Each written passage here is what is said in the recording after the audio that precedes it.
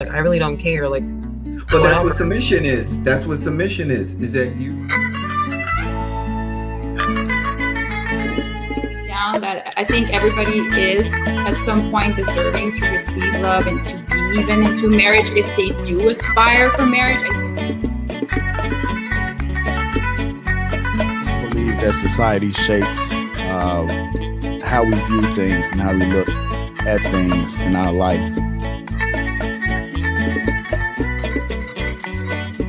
Make your own bed. That's basically what Kevin Samuels is saying. His delivery is what people kind of throws people off. But basically, aggressive or like violent, like where I think toxic masculinity is no offense to men, that they also get this idea that, you know, women are just going to take care of them and everything is going to be like easy. A domestic violence shelter, and he brought her up to be, you know, a $25,000. Hell yeah, you need to judge in dating. It is what it is. You know, you can't not judge people just because you feel bad about it. Like, you need to know. As much as I love my daughter, there are some harsh realities and some things that her mother and I teach her in order to help her to understand. And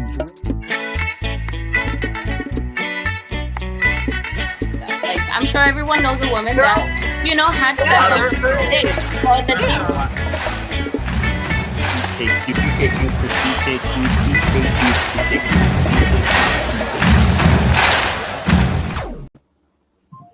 What's going on? Welcome back to CKQ Podcast. I'm your host, Clement. And before I introduce the panelists, do me a favor, hit that like button and subscribe to the channel for more content like this. And let's go on to introduce the panelists, and hopefully they are there. We got Neek, Miss Neek at night, who is not there. And I'm going to assume that John's not there either. So I'm running a solo show tonight. No, I'm here. I'm here. So, what's up, everybody? It's John. You can find me on Black Wall Street Trading, or you can find me at on Instagram at behavior_consultant, and that's Instagram at behavior_consultant.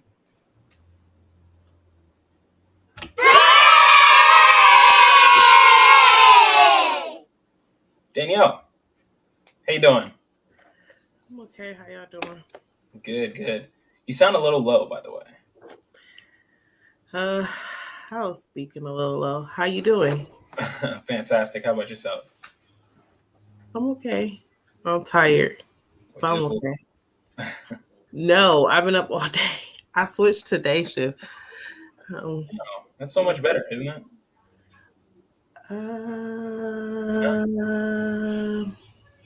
I don't know. I've always been a day shift person. I don't have a preference to working at all. So for it to be day or night doesn't really matter. They just gotta pay me. I'm gonna be happy to be there, but as long as you get their money. Yeah. Okay, that's fair enough. It's like, do you prefer this or that? My preference is not working. Calm down. I make money. Oh, yeah. I'm sorry. I'm not muted. No, you're not. I'm so sorry. How you doing? I was muted. Hey, how you doing? Hey, my sister's keeper. How are you? I had a visitor. I was gonna be here as soon as you went live, and then I got a phone call. No, it's okay. It's okay. The show's always gonna go on, and you guys can always top it. Always gonna go on. Always. All right. But yeah, you guys know the topic today. I've been talking to a lot of different people, and the topic of, you know, their work and their happiness has been coming up a lot. I'm not sure if that's really because of like COVID or anything like that.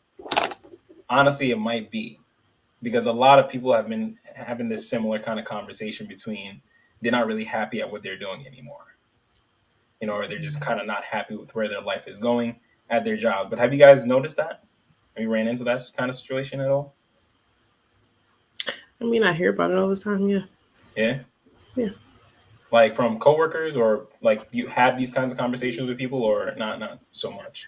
Nope. Like you said, on their little Facebooks, you know, I don't be talking to people. No. But no, on social media, you see people complain about it. Okay. John, what about you? Yeah, I mean, you had a conversation about it. Yeah. I mean, it could be. Yeah, I don't necessarily think it's pandemic related per se, but it doesn't help. The pandemic didn't help. You know what I mean? Because you got some people that once they got home, you know, once they were mandated to be in the inside, they didn't want to leave no more. They've been doing the same thing for years, but then you got people who was already on the inside. Now you don't have an option. Now that you have options, you want to leave the inside and go outside. Yeah.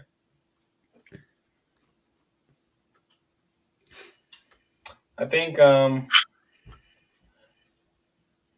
yeah, I don't know. I think just the fact that people now are the people that suddenly had to be at home a little bit more now realize like they had to go back to their job. They're like, kind of, this sucks. I don't want to keep doing this for the rest of my life. But let's go on to the questioning for the panel. Who's on there? Same people? You know what? No, we're going to start with a reaction and then move on from there. So, go get my phone so I can mute it. Do me a favor. Mute your mics. Fair use. Whenever you hear, should I quit my job, it's often preceded by, I'm no longer passionate, or my work isn't challenging, or my boss sucks, or I'm unhappy. Here's what you should do if your job is like this. Leave. What? Too simple of an answer? You really want me to complicate this? Okay. We could talk about the law of familiarity, which states that we lose our edge and take for granted the things that we are around for too long. I could talk about Maslow's hierarchy of needs and your innate drive to actualize your full potential. We could even talk about Newton's laws of motion, with this job being the external force that's either slowing you down or propelling you further. How about metaphysics, the law of continuous growth, which, look, there are plenty of ways to complicate this. But why? It's simple. Let's play a game. I'll ask a question and you shout the answer. Okay? If the service and food at a restaurant absolutely sucked, would you stay? If you were bored out of your mind doing something that you didn't want to do and you didn't have to do, would you keep doing it? If there was no passion in your relationship and the person you were with also made you unhappy, would you stay with them? Easy questions, right? Almost trivial. So why is it that you have a brain fart when you apply this to your career? The question isn't, should you quit? The question really is, why haven't you? In the description right below this video.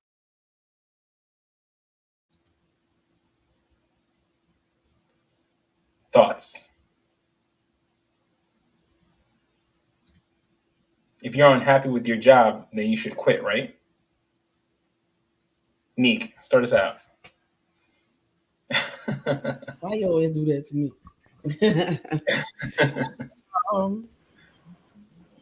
Yes. That video kind of is what we've been talking about, what I've been wrestling over for so long, of staying where I'm at and just working like a workhorse, or actually doing stuff that I like every day to make money instead.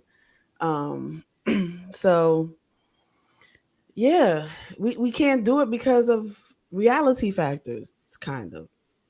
I feel like sometimes we can't pursue it right away because of, you have to pay your bills.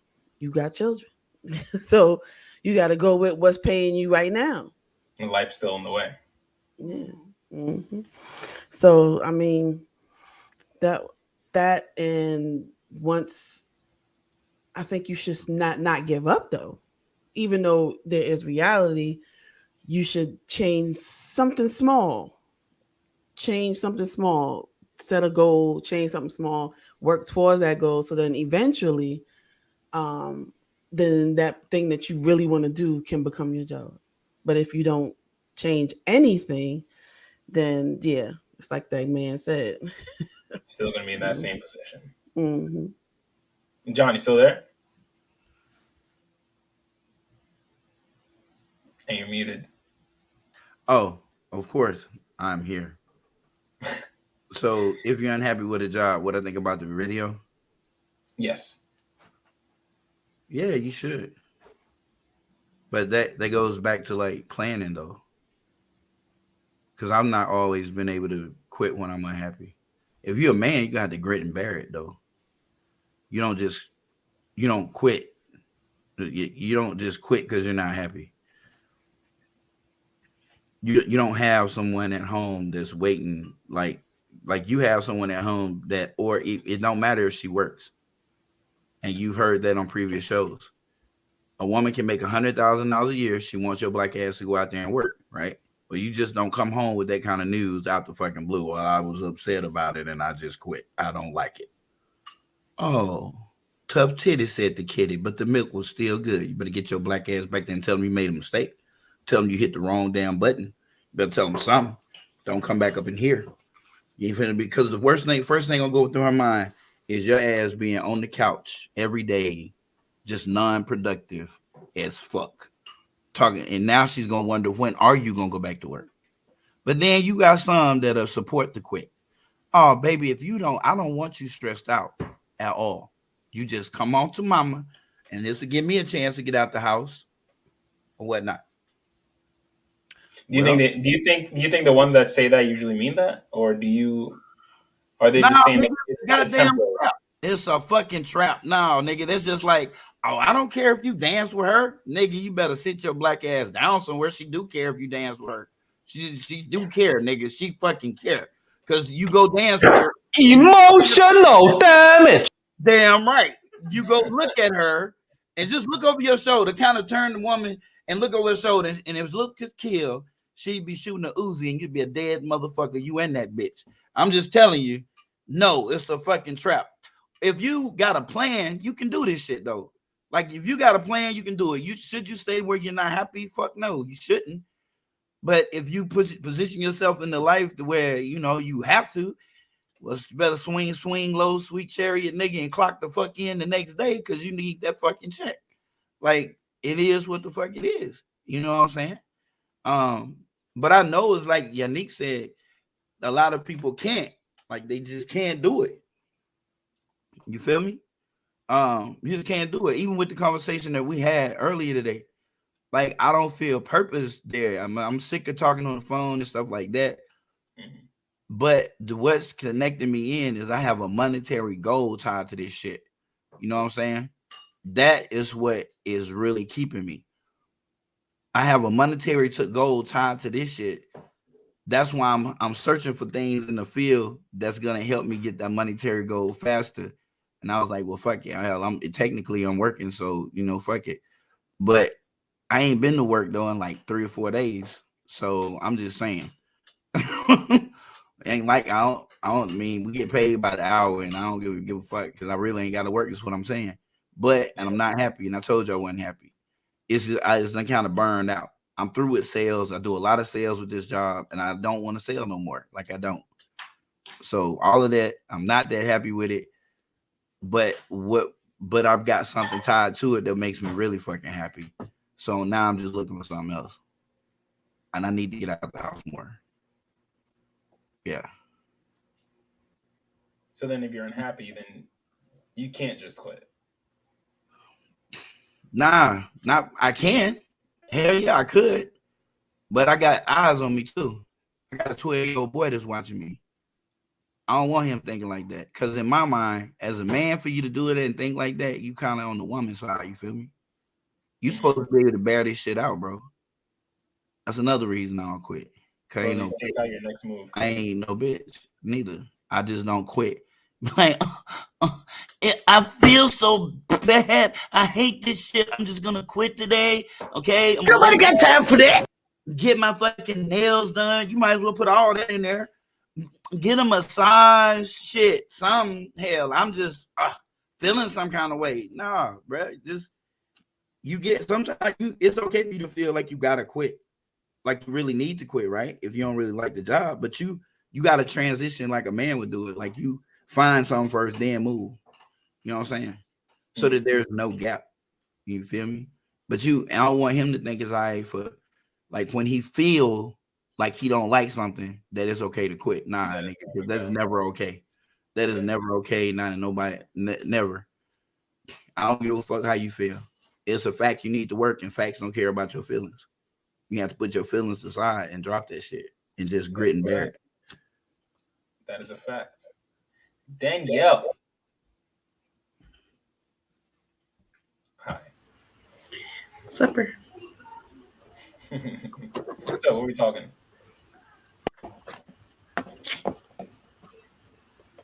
What you ask me again? What did you think of the video? I thought that video was cute. Oh, it was cute. Okay. Cute. What? It was trying to hype people up to quit their job, be homeless. They were like, "You right, bruh. You right. Hell yeah. I heard that shit on YouTube, nigga. It's a sign. Hey, yo, I quit today. I have anything to do. I had $5 in my pocket. $5. Let me get my last check though. I need to get my last check. Go holler at Tink real quick so I can flip that. But yeah, so if you're unhappy though with your job, you should just quit or not.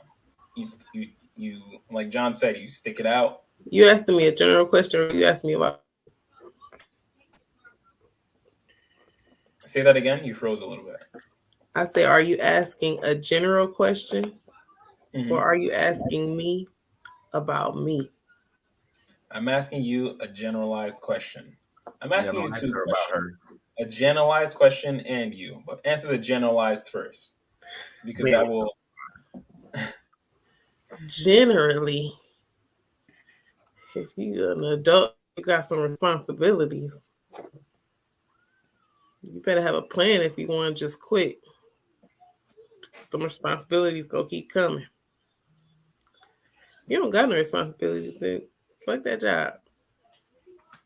How are you living? You have no responsibilities. That'd be crazy. It's anarchy. No, so I only got responsibilities once I had kids. Before I had kids, I did not have no responsibilities. It was just me. I was chilling, having a good time. You wouldn't think a car would be a responsibility? No. I had a car, and I know a guy who knows about cars. And when my light come on the car, I call him. And he helps me out. And he probably let me know what was going on with the car or whatever. You know, I might listen. I go on about my business. I don't have to know what's wrong with the car. As long as it gets fixed. Okay. So now I have another video that I want you guys to respond to, please. Here we go. Boom. Mics, please. Fair use. Fair use.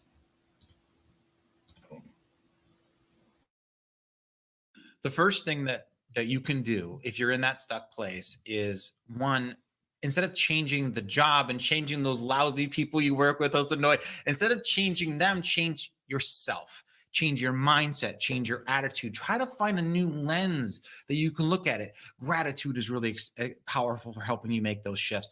Writing down the good things that you have also helps you make that shift. So sometimes the answer isn't, well, I'm going to have to leave, and only when I leave will things change. Sometimes you can change, and then things will change for you. The way to think about it is, okay, so you're on this boat right now that maybe is not the most satisfying to you. Okay, let's live in that truth for a moment. instead of saying, I either need to like burn this boat or jump off this boat into nothing, the idea is on the side, which kind of leads us into side hustles. On the side, I'm going to start building this brand new boat, you know, plank by plank, you know, hammer and nails, and just I'm going to build it slowly until it's big enough where I can jump off of this boat and jump onto this new thing. And that takes patience, that takes clarity of vision, that takes a lot of things that you need to get yourself to that place where you even know what you want to build. But starting there is really incredible. I hope. So a different spin on that. Now, what do you guys think on that one?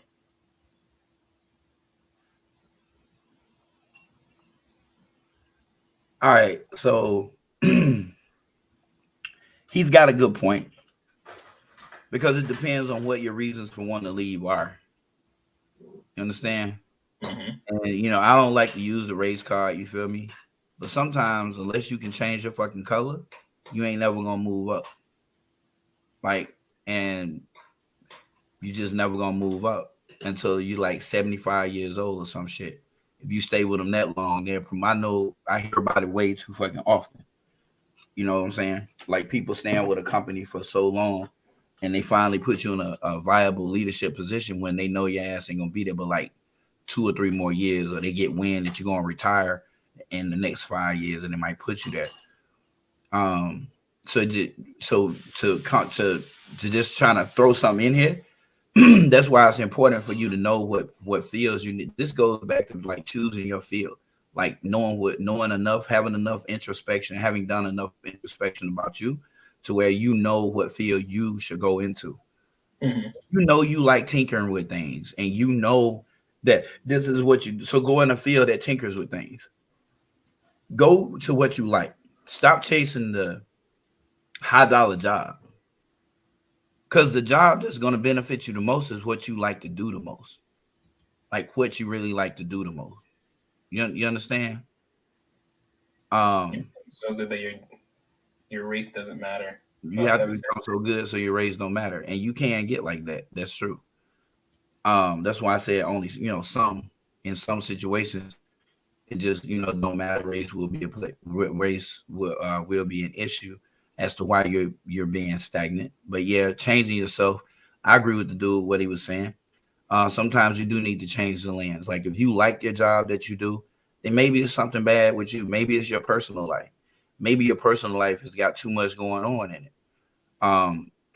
One of the key things with the woman if you're a man, and with the man if you're a woman, that you got at home, if they're not being supportive of you and they just a girlfriend or boyfriend, maybe it's time for you to change girlfriends or boyfriends. Like once it started affecting your paper, this relationship is moving toward toxicity.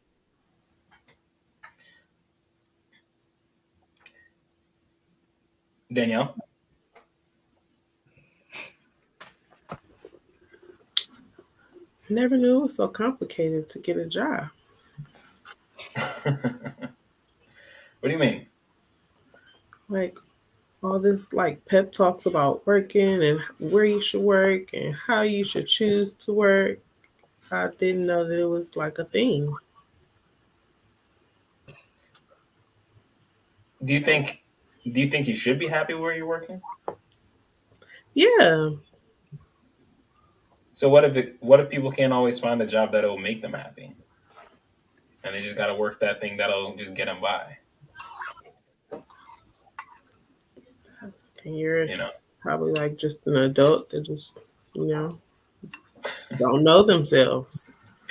That's what just being an don't adult. know how to choose a guy. Yeah, sometimes that's what happens. If you don't know yourself, you don't know what you like, or you don't know how to choose a job like that from the beginning, then that's kind of what you stuck doing. Right. People want passions before the work is put in. My career isn't my passion. It's a foolproof means to an end if plan A doesn't work. Okay. Neek, what are we saying? Different video, different look. What do you think? I disagree with John saying that, or not John, I think it was High Value Nurse. I think he just agreed with him that you can get to a point where race doesn't matter. I disagree with that. Race always matters, even if you don't think so. So what happens is that we get stuck, we get in this fantasy land of what the society and the white people have shown us that we're supposed to aspire like, and we think that that's how we're gonna make it there. Some people do, but they plan that. Like the people that are high up that are there, it's small and it's few because they make it seem like it's so many of us, and it's not. It's planned that they let them there. So to that point, it's always a factor. You just don't want to admit it or see it. But anyway, I think you can change yourself and your immediate surroundings because you want to do something different. Yes, I do believe in that. You can start to look at different things, want different things, go to different places. And these are the things that you actually want to do with your life. So you like, you know what? Let me choose that career. But sometimes you can choose that. What about those people who can choose that and think that's what they are and end up in it and be like, you know what? This is really not what I thought it was. Because that can happen. So I don't understand sometimes. I didn't understand what Danielle was saying a little bit about that's just being an adult, because that happens. That's normal. That's everybody. Not everybody. Like, okay, that's some people, some but not all, but that's most people to me. Like, that's a part of growing up. That's what I mean. Want to know what they do. Like, people, you can say I want to be a doctor at 18, and then all of a sudden you discover, you know what, I don't even have patience with people. Why did I want to be a doctor? Because my mother and my father told me that's what you have to be. So some people are like that. So, you know, it's just tradition that they want them to aspire to something that they think is up there. So you may get stuck in there. So I understand you said that that's just for you and your experience, Danielle. But to me, it's kind of like when you're putting it in general, that's not everybody. That's like a rare experience that somebody knows from 18 years old and then continues to do the same thing and be happy with that. I'm not saying that you got to choose at 18, but I believe we said the same thing. You were saying that happens, that people get stuck in jobs that, you know, however. And I was saying that that's what being an adult is. Sometimes that's where you get stuck, is in a job. So we were saying the same thing. I don't know. It just sounds different. It didn't sound like the same thing. Okay. So the High Valley Nurse, shout out to you, High Valley Nurse, Soul Toucher the Poet. Shout out to you guys. The stream link is right there on the top. If you guys have time, please hop in. Hold on, I'm gonna touch on this one. Okay. Yeah. On CJ or to what Neek said? What CJ posted. If a racist white person is dying and a black doctor is the only one there, one, if the program has not tried to weed that black doctor out as an intern by just targeting him for different shit and putting a lot of pressure on him, seeing what his metal is built like, seeing what he's built like, then I'm not gonna put nobody's business out there, but I've witnessed here recently a case of this, and I know this motherfucking person, and this motherfucker would never do no shit that this fucking white nurse claimed that he fucking did, and it's bullshit, but it's all part of a system to get your black ass out of there. And if a racist white person was dying, there are some racist white people, because I'm in the South and I've heard them say it, that black motherfucker, where I would die before a nigga touch me, and they'll make that comment. I will die before a nigga touch me. Period. Go get me a fucking white doctor, and they will gladly oblige because the ratio is 8-1, easy in favor of whites. So then, depending on where you are, I don't care where you at.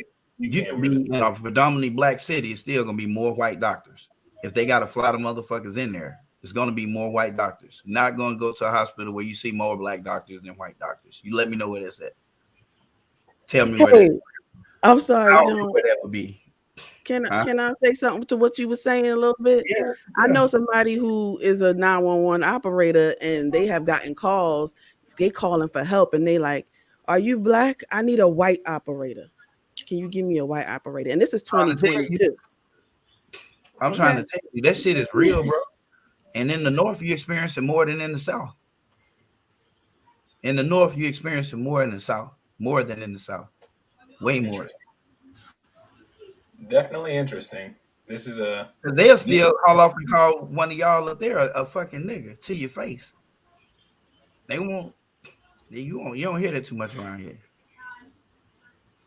Well, then he'll just be dead, and the black doctor gets paid. Well, there are more whites in the population. Yeah, but race makes a difference, CJ. You know that, man. It's subtle. I'm not saying somebody's gonna be like, they don't push the application to the side when they figure out, okay, this might be a black person, and we're gonna let them in. But what if I let you in, and the only thing I'm letting you in for is to get you out? I might let you in, but I might leave you with something that gets you out the fucking field, like that gets you out of practice. That would be a viable strategy. Because if I was a dirty racist person, I would get a black doctor in there and hire him by the droves. But the one thing that would be in common is that each one of them eventually lost their license. I don't care if I had to get people to come at you or if I had to just stack the chips against you. Just because I'm got you in there, I'm gonna tolerate you long enough to get you out of this field. When I get through, you won't be able to practice again. So I won the war. You won a small victory by getting the job, but I won't let you keep the job. Is that like far way out there thinking? Yeah. But do it happens? Yeah. Yeah, it happens. It does. You see it a lot in residency programs. A lot.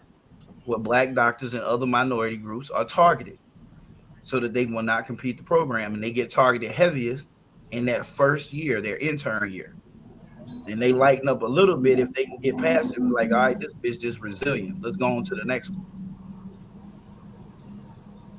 It was a big ass write up about the abuse that the residents take. Now, it was on minorities, women, and those were the main two targets: minority doctors and women, which I guess is also a minority. But the women, it didn't matter black or white. They was going after the white women too. They was just they was not helpful. They was setting them up for failure. They was letting them do procedures they had no business of letting them do. And then acting like they didn't tell them to do that when it was all said and done. Even when you watch Gifted Hands, they showed a little bit about that. That shit is not like, it showed you a little bit about that. I have your black ass out of here as fast as you can say massa. They talk like that because an attending know that hospital is not fixing to fire his $200,000 a year ass. Ain't gonna do it. They'll get rid of your ass before they get rid of that attending. It was a girl who brought her attending up on sexual harassment charges. They kicked her ass out the fucking program. They kicked her out the program, like period, and swept everything under the rug to the point to where she couldn't even have a criminal case. She tried, but this was in the South. Nah, New York. I told you. In New York. Yeah, yeah. At what's one of them big hospitals up there? Y'all got about 12 or 13 in one city. Presbyterian Hospital. Nah, it was one of them. I knew it was a Jewish brand. It was ran by a bunch of Jewish people. Might be where my cousin was born. I forgot the name of that. I can't think of it. I can't remember the name. Jewish hospital. Mm-hmm. Okay. Yeah. Let's see what Ty got to say to this. What's going on, my man? Oh, I apologize. I was on mute. I want to say good evening to everybody. Neek at Night, CKQ, Dr. John, my sister's keeper. How y'all doing? What's up, Ty? Good. Cool. How you? I'm better than I deserve. Nah, you work for all that. You deserve it. Yeah. I flew into Puerto Rico yesterday, and it's beautiful. So, and yeah, it's crazy. My man's talking out of Puerto Rico right now. Crazy. Yeah. So, what's good though? What's the question, man? What's on the block? So, pretty much, I don't know if you heard what was going on, but CJ says if a racist white person is dying and a black doctor is the only one there, how much will his race play a factor? I guess it depends on who you are, right? But if we're saying, like, there's some people walking around, they probably mad at oxygen, but they probably don't have other options, right? But it depends. You know, you can find probably a few handful of cases or even more than that. But generally, when I'm speaking of, or here's what I would like to think: when general statements are being made, and you know this white guy that's not prejudiced, right? And you know this black guy that's never late for work, and all of these other stereotypes and prejudices and biases that we grow up with.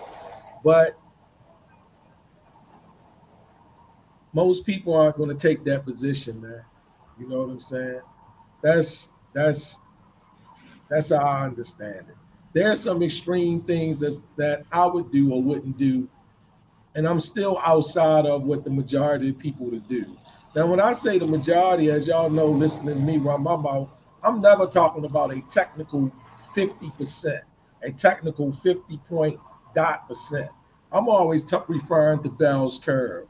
I'm always referring to normal distribution, one standard deviation, that being 68% of the people.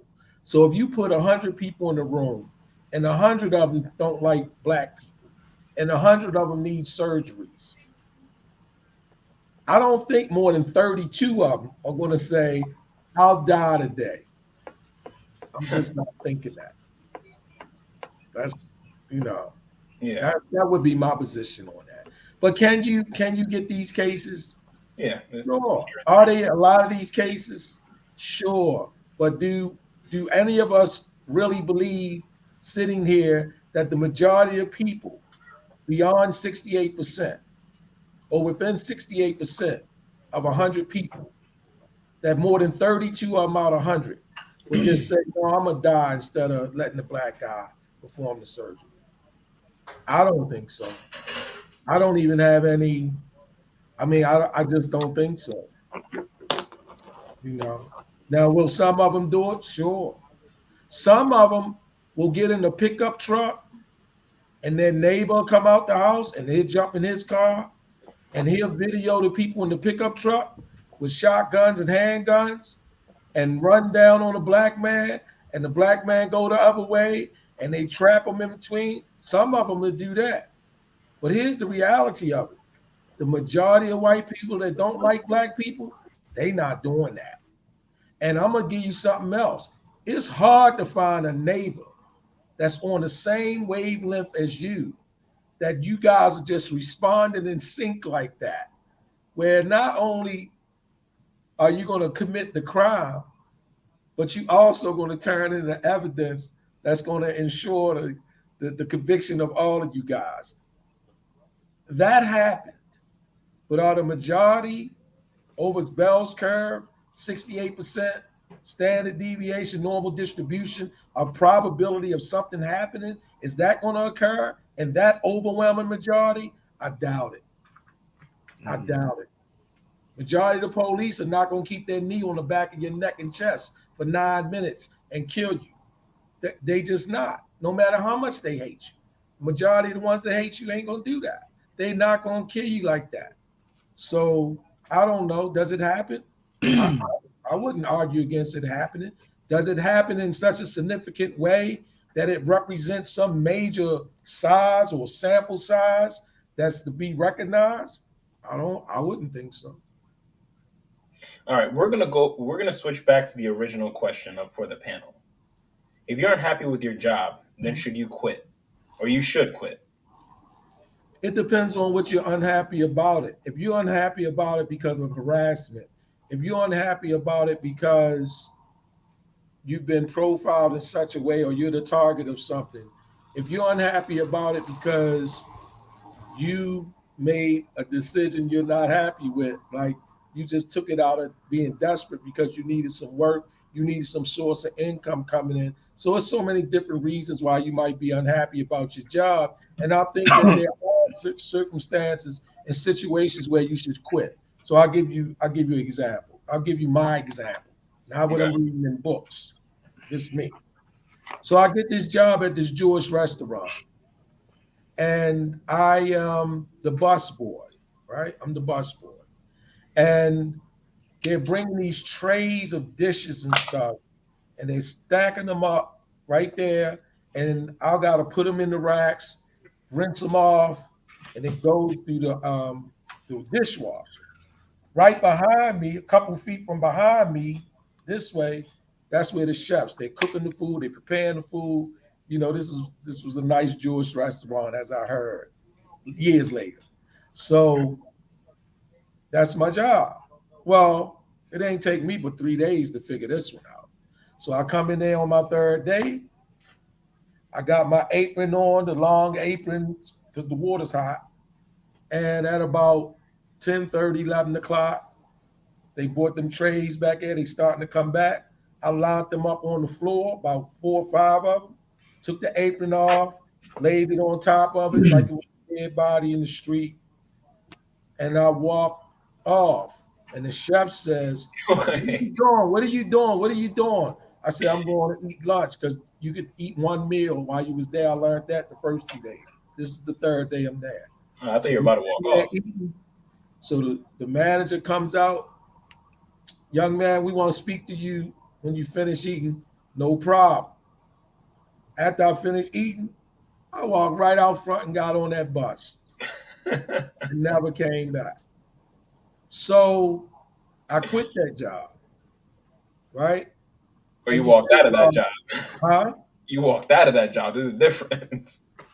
I walked out of that job, right? So, you know, it's like my nephew came home from jail and he got a job emptying trash, right? On the trash detail. And I say, "How long was you in jail?" And he says, 3 years. I said, "You should have stayed. Why would you come out of jail to empty trash cans?" "Yeah, but Uncle Todd, listen, man. Dishes, trash cans, mopping floors. Ain't that what you've been doing? All right, so why would you come out here and want nothing more than that? What are you doing?" So it depends. That's what I'm gonna say. It depends what's going on with you, why you incentivized, why it matters. That I would say that it's definitely a yes. First of all, it's a whole gang of reasons to do it, but you know, hopefully you're not doing it empty. You know, you're not doing it, and the only thing behind it is rhetoric. I don't know. You know, with me it was like. I wanna. Go ahead. Since you and Chris just came in, I want to play the quick video that we saw that this conversation was started on. So do me a favor and mute your mics. Oh, okay. All right. Okay. Fair use. Fair use. Whenever you hear, "Should I quit my job?" it's often preceded by, "I'm no longer passionate," or "My work isn't challenging," or "My boss sucks," or "I'm unhappy." Here's what you should do if your job is like this. Leave. What? Too simple of an answer? You really want me to complicate this? Okay. We could talk about the law of familiarity, which states that we lose our edge and take for granted the things that we are around for too long. I could talk about Maslow's hierarchy of needs and your innate drive to actualize your full potential. We could even talk about Newton's laws of motion, with this job being the external force that's either slowing you down or propelling you further. How about metaphysics, the law of continuous growth, which, look, there are plenty of ways to complicate this. But why? It's simple. Let's play a game.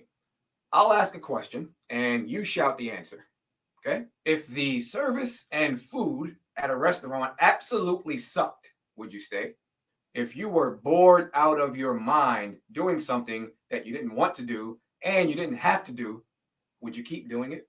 If there was no passion in your relationship and the person you were with also made you unhappy, would you stay with them? Easy questions, right? almost trivial. So why is it that you have a brain fart when you apply this to your career? The question isn't, should you quit? The question really is, why haven't you? In the description right below this video, I've added 10 questions I want you to think about right now. Go outside, grab the nearest tree, lean up.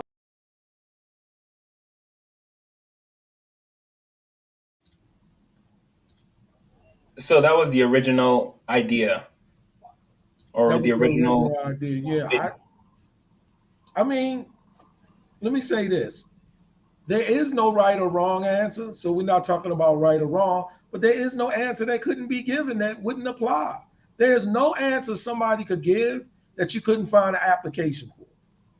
Now, if you want to talk about the measurement, the majority, statistics, analytics, and all of that, then we could probably get into that, right? But in terms of anybody could say anything, like that guy just said, he bringing up Maslow, he bringing up that. You watch some more of his videos, he telling you use Maslow to get something.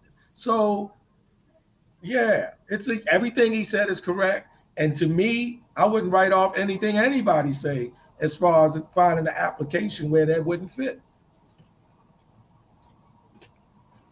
That's interesting. Just because in this comment section for that video, he got roasted for it. Dude on the video is comparing apples and oranges, lol. This dude talking about making a living and comparing to food at a restaurant.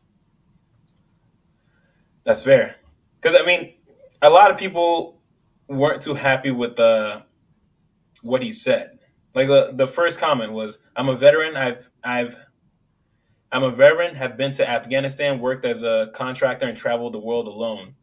I say all this to say I'm a go-getter. However, this video seems to be a shallow approach to people really suffering. I found myself being off of them. I loathe my job. I wake up in the morning dreading the days I work, and yet 3 years in, I haven't left. The reason is I've applied to 200 jobs and got no one called back or wasn't followed up with after being diligent. I'm not just trying. I am not just trying. I am doing. We have bills. I'm not trying to be homeless. Some of us have health issues and need to ensure we find something that will allow us to take care of that. There's no easy answer for some of us. I say nothing. I stay in nothing I hate, but I can't feed myself or keep a roof over my head. I also can't just leave. No family to help, no husband to fall back on. Just me." That makes sense for that. But I'm saying it makes sense to him that maybe dude was indifferent or disconnected from that reality. A lot of this is going to be subjective. That's why I say I don't care whatever the response is. There's no response to me that you cannot find a legitimate application to their reason of why or even why not. It's just not, because to generalize and say this is simple or why don't you just do this, those are just big umbrellas, right? Cool. But when you come down out of the clouds and you get down to the hand-to-hand combat, everybody's individual situation is different. It's subjective. So people are experiencing and feeling other things that other people aren't. That's just the reality of it, you know? So that's why I'm quick to say, that's why I always say, here's where I stand, here's what I've been through, and I acknowledge that anything somebody say in terms of the to and fro in this to respond to this, I can easily identify applications where I can see how that apply.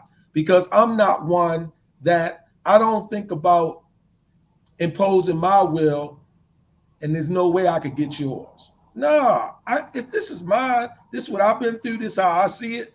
And you know what? Yours is a possibility too. I'm just not over there in this particular case. That's where I'm at with it. Okay. Chris, how you seeing that? I couldn't really hear the video. Sorry, I was having some audio issues. No. Can you at least hear us? Yeah, I can hear you now. Can you hear me? Okay. Yes. Okay. Sorry. No, it's okay. Well, if you're unhappy with your job, then should you quit? It depends. It depends. If you have another opportunity, that's better.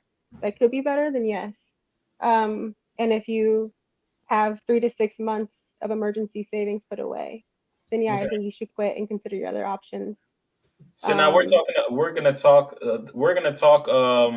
the average person who doesn't really have all that stuff lined up, but they just been going month after month and they're just not really happy at that job. What's the next step? Should they quit?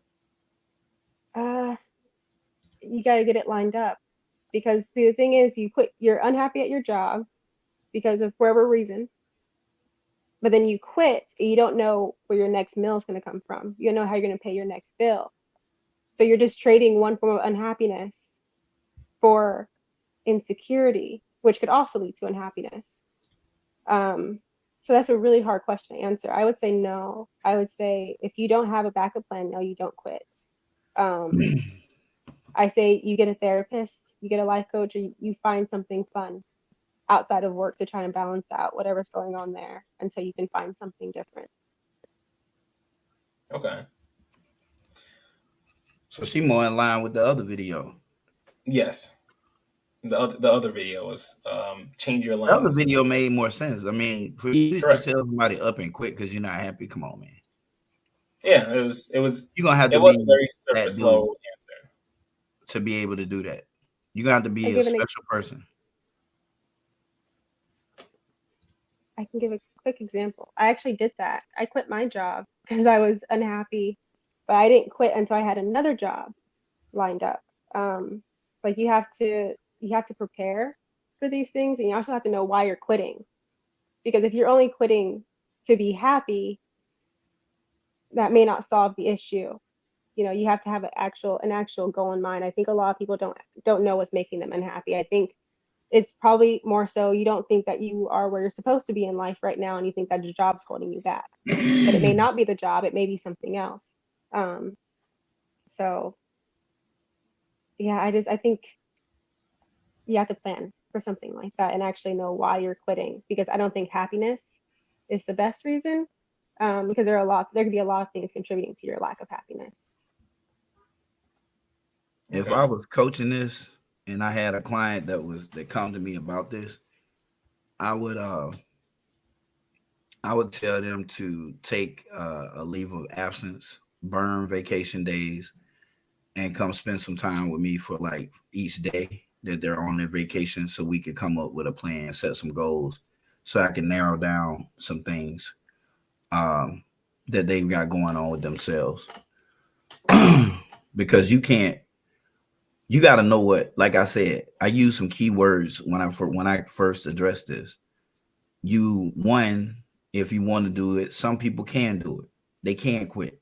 But I also said, as a man, you can't do that because somebody depends on you or you got somebody watching you. I use myself as an example. I'm not happy now and I can quit, but I've got somebody watching me that I don't want to connect emotion with logic. I don't want to cross those. You understand what I'm saying? Because logically, he does not need to, like, you don't make a decision based off your emotions. How I feel is an emotion. If you don't work, you don't eat. Now, I cannot work and still eat just fine, but I don't want him to grow up like that, because the decisions that the decisions and the plans that I put in place, he may not put those same plans in place as an adult. And that's who is going to mimic my behavior, the little eyes that's on me, for what. So, like, to Chris's point, introspection is something that you really need to do with another person, because most people don't have the objectiveness to provide correct introspection about themselves, to admit to themselves, I'm really weak in this area. Like, I'm bad at this. This is my fault. This happened to me at work because of this. Because if you could address those things, a lot of times you'll be apologizing to your boss for being such a fucked up employee. It's not always the environment. Sometimes it's you in that environment. Like you're the negative Nancy that's fucking everybody else up, and other people wish you wasn't there too, but they understand that you need to probably work and feed and provide for your family. So I would have that person take a leave of absence or some vacation days, come spend some time, and let's do a real introspection with them. Answer my questions honestly, and let's draw a roadmap to who you really are, and then let's correlate that to what you do at work, and let's see if you're not the problem. And then if you're not the problem, then what would make you? Where would you, based on what we know about you now, being honest? Then where would you be? What type of field do you fit, and do you have the skill set for that field? You can like to do something all you want to. That don't mean you can do it. I know motherfuckers that love football, but they can't fucking play it, or they won't work at what you got to do to be good at it. So loving something, you see how none of this correlates.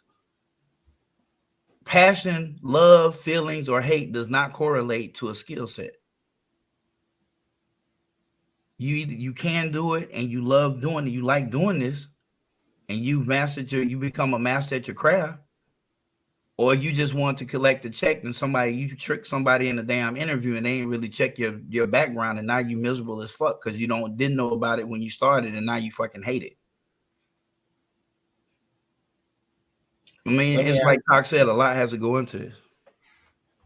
Let me ask you, do you have the question for the panel? Who? You. Who? You. No. I thought you were one of them questions before we get on here. You mean like live questions? A question for now, yeah. Yeah, for like right now? Yeah. How much does parenting affect the outcome of a child getting to this point as an adult? How much does parenting affect a child arriving at this conundrum as an adult? There's your question. And if anybody needs clarity, just ask me, what do I mean by that? Who you asking? Who you starting with? Anybody. It's for the panel, the entire panel, everybody who can hear my voice. What role do parents play in parenting? Because don't none of this shit start. Your decision making does not start when you're 21. That's when people just pretty much let you do it. Your decision making starts when you can damn walk, talk, and move around. You make decisions. You are trying to, but the parents control your decisions, and they block them, right? Things like this come up. This is something you learned as a child. All of this. So what role does a parent play in someone arriving at this conundrum and how they handle it? Hey, Dr. Brown. Yeah. Oh, go ahead. I have a clarifying question. The conundrum is wanting to quit their job. That conundrum? Wanting to quit because the reason that they want to quit their job based on how they feel. Okay, thank you. Go ahead, Meek. I just wanted to ask that.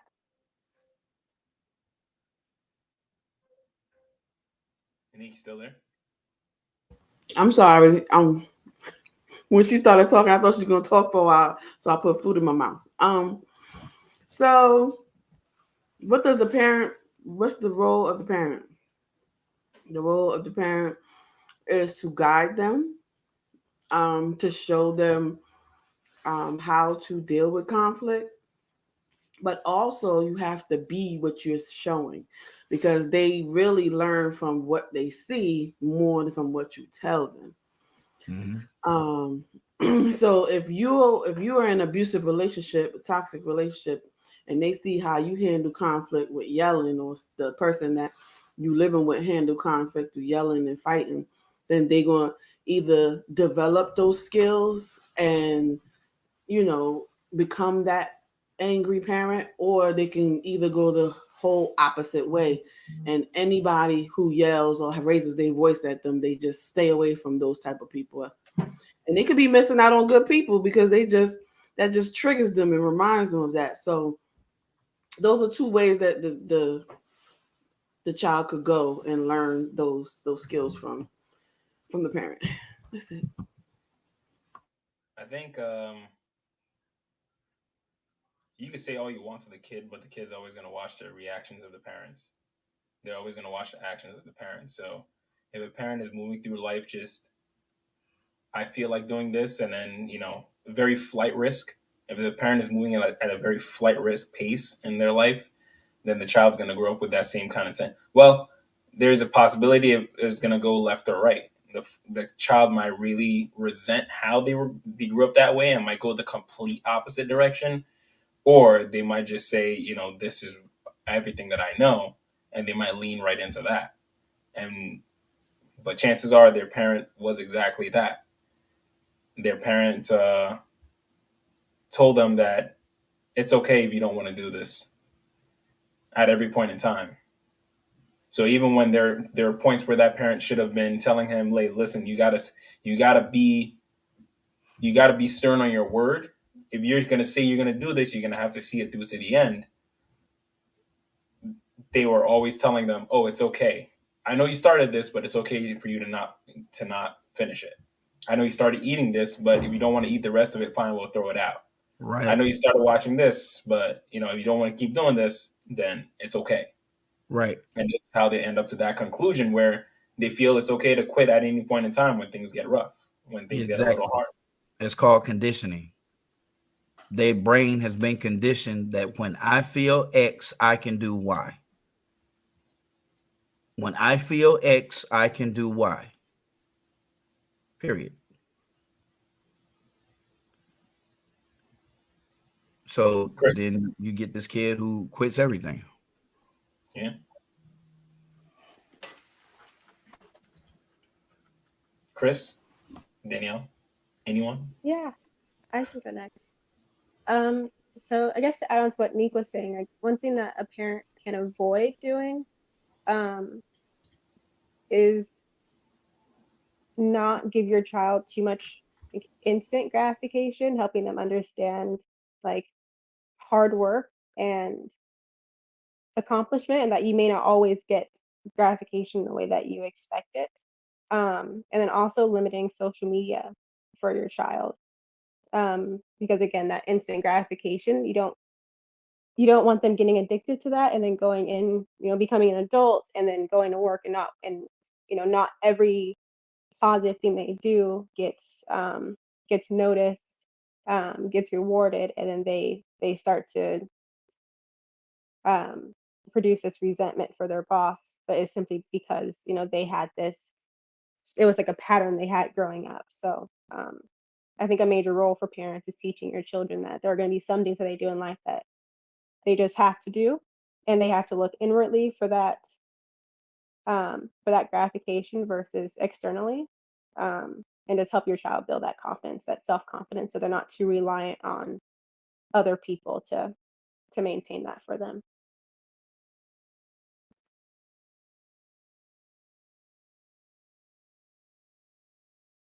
Can I ask You're a on question? mute. I'm sorry. Go ahead. You're on mute, Clement. Oh, go ahead, Neek. I'm sorry, it's off topic, but how did Tak get a video in his square box? I'm pretty sure that's him pointing his camera outside. Oh, yeah, I'm up in I'm at the Sheraton, and I'm on my balcony in my hotel room facing the port in Puerto Rico. So it's just the camera pointed out to the port. Oh, I see the palm trees. Nice. Yeah. Man's living the good. Living good. Yeah, so that's just a live feed the opposite way, that's all. But I agree with what everybody say. I know a lot of times too, it has something to do with the child. So I'll give you the example that's subjective for me. Like I was rebellious growing up, So,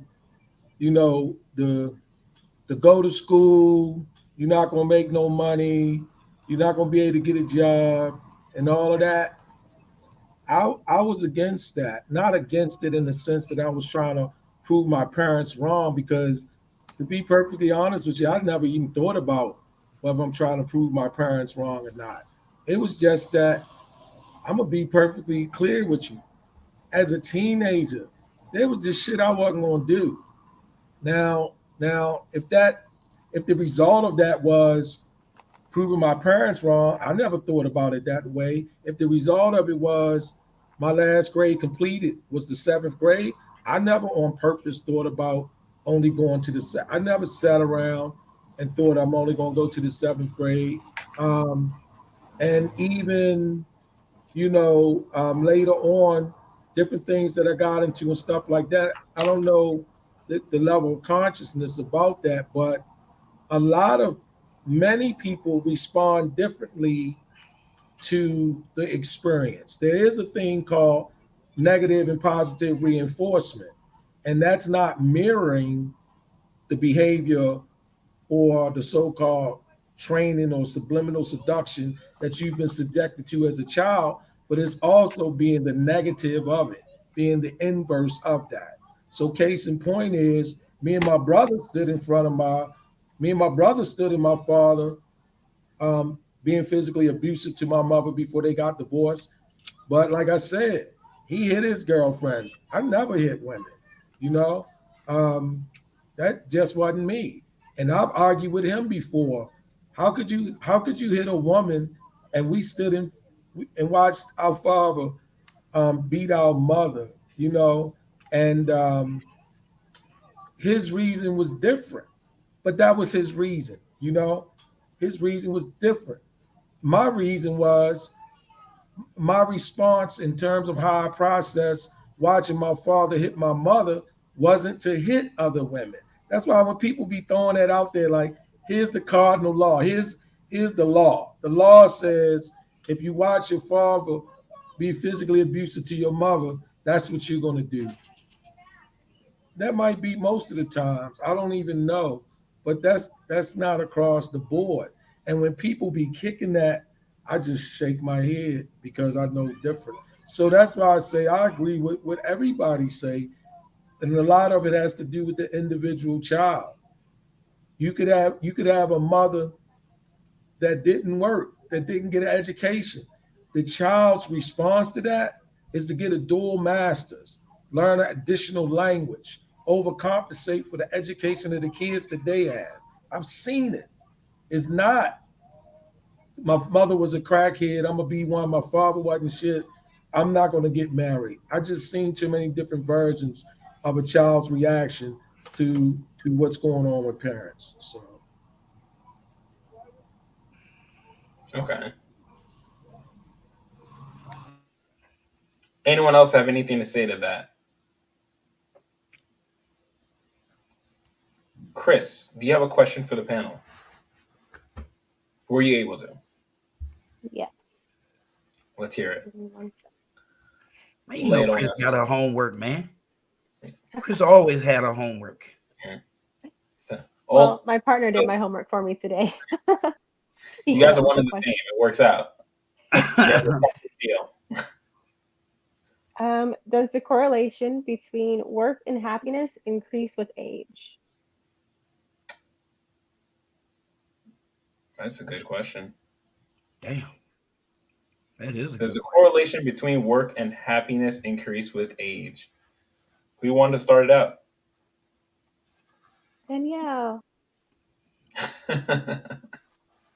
I love your I glasses. jump by the right. way. Oh, go ahead. Thank you. I would hope so. Hopefully you didn't, quit enough jobs that you found something that you like, possibly turn into a career and enjoy. But I don't know. Quit enough jobs, huh? Yeah. So like everybody like, feelings and actions. And I guess that's what I was raised on. So it don't seem wrong to me. So if it doesn't feel right, move on to the next thing that's gonna feel right. A job, yeah. Interesting. Okay. Not a job is not a career. Yeah. That's true. That's true. Yeah. I don't know. I've never seen it that way though. Never seen it that way. But maybe if have you ever had a job versus a career?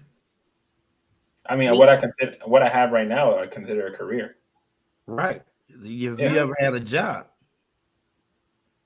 I've had jobs before, but even that, I always saw opportunity to move up. But I just never. Mindset in you. Say less. I already know where you're going with this. You're not gonna see it from that same perspective. Period.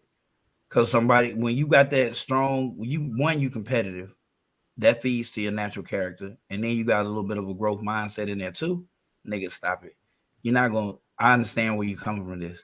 It wouldn't matter if you was a cashier at McDonald's. You know that you can eventually become a shift leader, and you know after that you'll be able to be a crew trainer, and after that you'll be assistant manager, and after that you'll be a manager. And if you want to know how I know them rankings, because I was a fucking worked at McDonald's when I was younger, and that's how I saw it. Do what you gotta do. Right. I ain't make it to assistant manager. The grease was killing me, but I made it to crew trainer. Okay. Tack, what do you think? What do you think of that question? Yeah, man. I mean, check it out, right? Like, to me, jobs, friendships, to me, everything is built on relationships, right? And they develop, and you learn from previous ones. So I'm always not willing, let me stop lying. I'm always in a position, because I don't always do it. I'm always in the position to give the woman in my life, the new woman in my life, a better experience of me than I did the last woman in my life, because I'm able to take those things and my learnings and my faults and deliver a better product to her, right? So I would look at, you say jobs or working, that's a lot of times how they develop into careers. You know, you have this experience being here, being there, messing with this guy, messing with this guy. Then you have this commitment. Then you get away from messing with this guy, or this girl, this girl. Then you get into that contractual thing. And then it's the pursuit to happiness, some version of that, right? Where this is what you want, this is the desire. And then you guys are building up on it. It's the same way with the career. You know, you excited about what you do and you pursue it even further, and you just take it up to the next level. Just like a personal relationship, it becomes a marriage or something like that or whatever. But I think,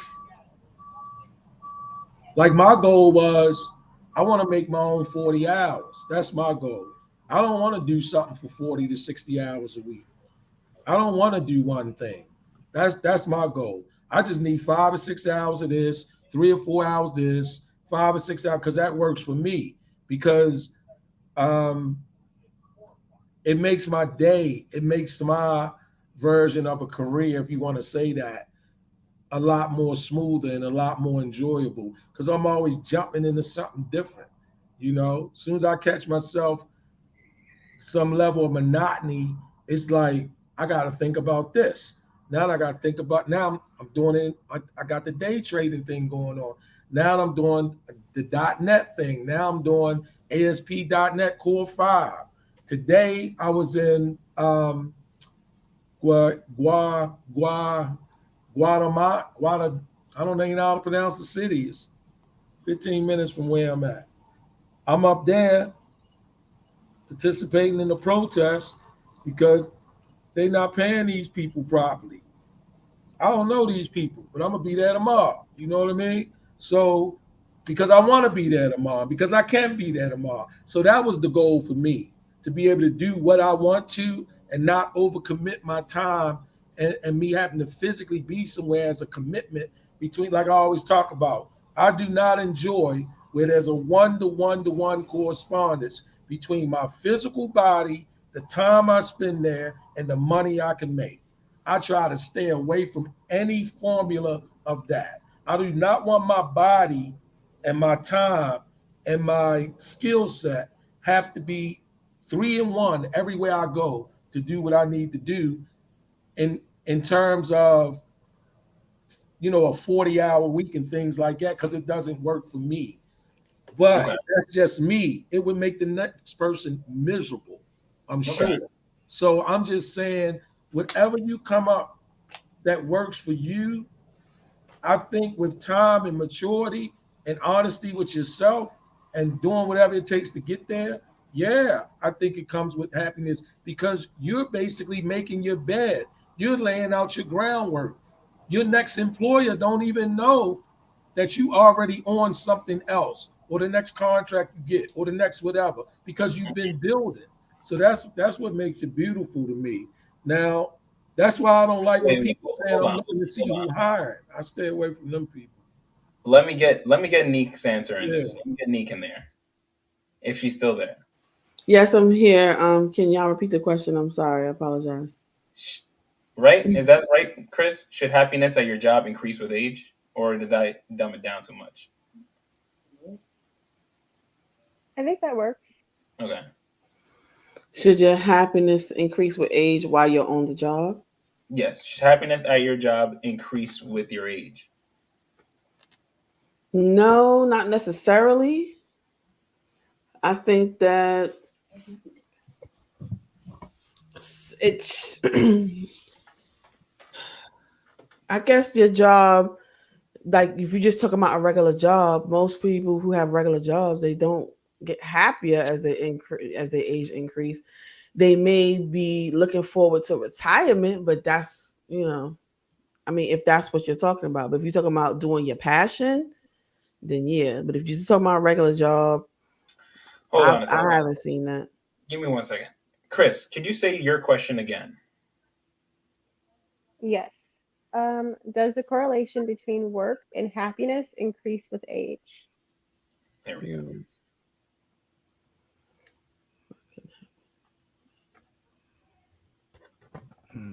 No, I still don't think it does. No? No. Maybe I'm thinking about it in a different way.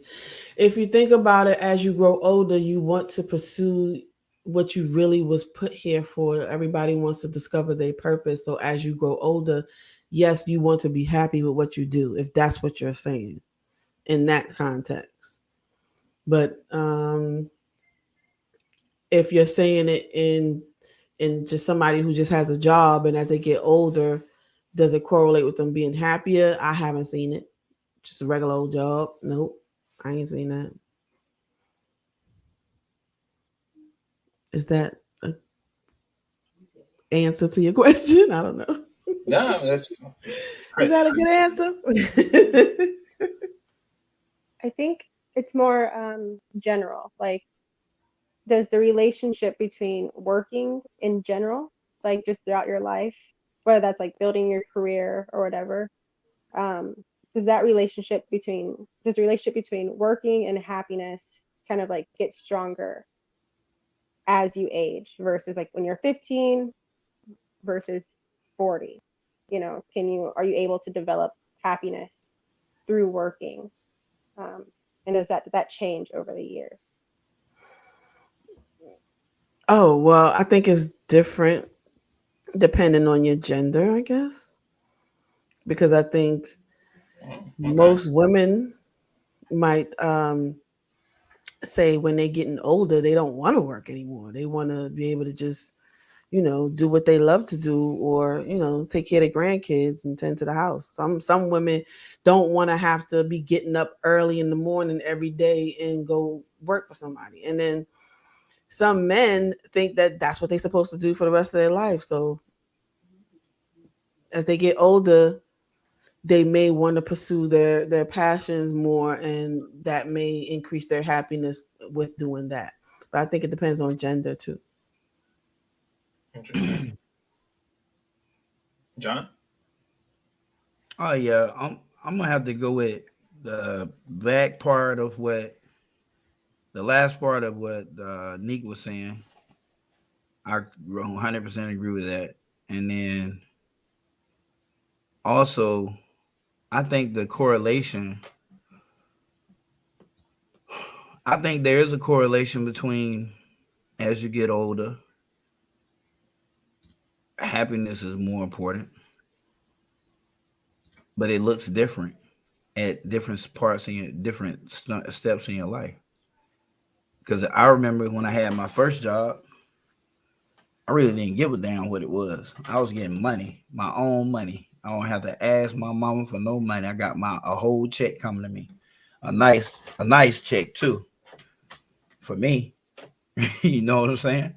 And at times for even for an adult, there was a good check. But then as you get older, how you get that money, it becomes more important. Because you got to understand through natural development, you're not as active as you were. Just naturally, you don't have the desire to be as active. People change, their hobbies change, a lot of things change, right? So you're gonna stay away from jobs. Whereas when you were younger, Toyota plant hiring. Oh, I'm going. When you hit 40 something, I'm going to stand on I ain't stand on my damn feet no 12 hours a day. You crazy as hell. I want that. It matters. So what your happiness looks like, is different. So here we go with that word again. Having some introspection about you and who you are, what you can do, what you're willing to do. You gotta, and CJ, the high value nurse, said this earlier in one of the comments.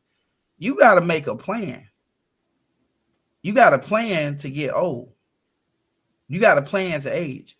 So if you're trying to pull off that 6-figure income and you ain't did shit that ever earned 6 figures, you've not positioned yourself to earn 6. You're not going to earn it. Period. And then the best place for you to probably go get close to that would be a plant where they pay you $30 an hour and let you work unlimited overtime. Then you can hit your figure. But the problem with that is you just raise your hand to work doubles, meaning you're going to be on your feet 24 hours over a period of time after. Exactly. It is not really backbreaking. You're not really doing nothing. They got robot assistants now. Nah, you ain't really. I talked to my homeboy at the plant. That dude sits inside the cars and put one piece in, and then he's done. He get off. I mean, it's simple. I might have to switch my career. Thank you for that. I'm serious. I mean, they put more. The pieces that the humans work with have become smaller. They have robots that replace a lot of the people. So there's far less people able to actually work. Far less people, and those jobs are actually harder to come by. How many times do you see them on Indeed? You have to go through a temp agency just to get in one, just to get your foot in the door. They're not hurting for employees, I promise you. But that's neither here nor there. But yeah, as you get older, you get more picky. You get more picky about a lot of things. It's like once you hit 40, shit changes. And I'm not the only 40-year-old on the panel, but when you hit 40, for y'all who haven't hit 40 yet, I'm telling you, shit changes. It's like, I don't know what it is. Your whole mind shifts that day. It's like you wake up and it's either going to be the way you want it to be or it ain't going to be you. And you don't give a damn about who leave, who need to go, who stays. But it just needs to be this way. So if you're going to stay, it needs to go like this. If I'm going to work there, this needs to go like this. Okay. And if it don't go like that, or I don't believe it's going to go like that, I'm not going to choose that place. And you will be willing to take less money to get what you want. If that answers your question, Chris. So it matters. CJ, my man. What up, everybody? How you doing? Just at work, taking a little break at work right now. Wanted to jump in. How everybody else doing? Use your time then, man. Thank you. Oh no problem, man. It's love. What are we talking, man? To Chris's question. Can I hear it again, Chris? Can you ask it one more time? Yes. Does the correlation between work and happiness increase with age? Yeah, I think so. But that's why I said that's why I always say between 15 and 30. I even go as far as saying 35. Your career, your work, your grind should be your sole focus, so you can enjoy the finer things in your latter years. So, because when you, like he was saying, you ain't gonna feel like doing the things you do now as a 20, 30-year-old at 40. So I think it's best that you put yourself in a position to be good and give yourself, like, I'm trying to have the option to retire at 45. You know what I'm saying? Like, I can work 30 days straight, no problem. But I'm not gonna feel like doing that at 45. You know what I'm saying? So that's ignorant to think. Well, I don't know. I can't speak for every 45-year-old because there's some out here getting it still.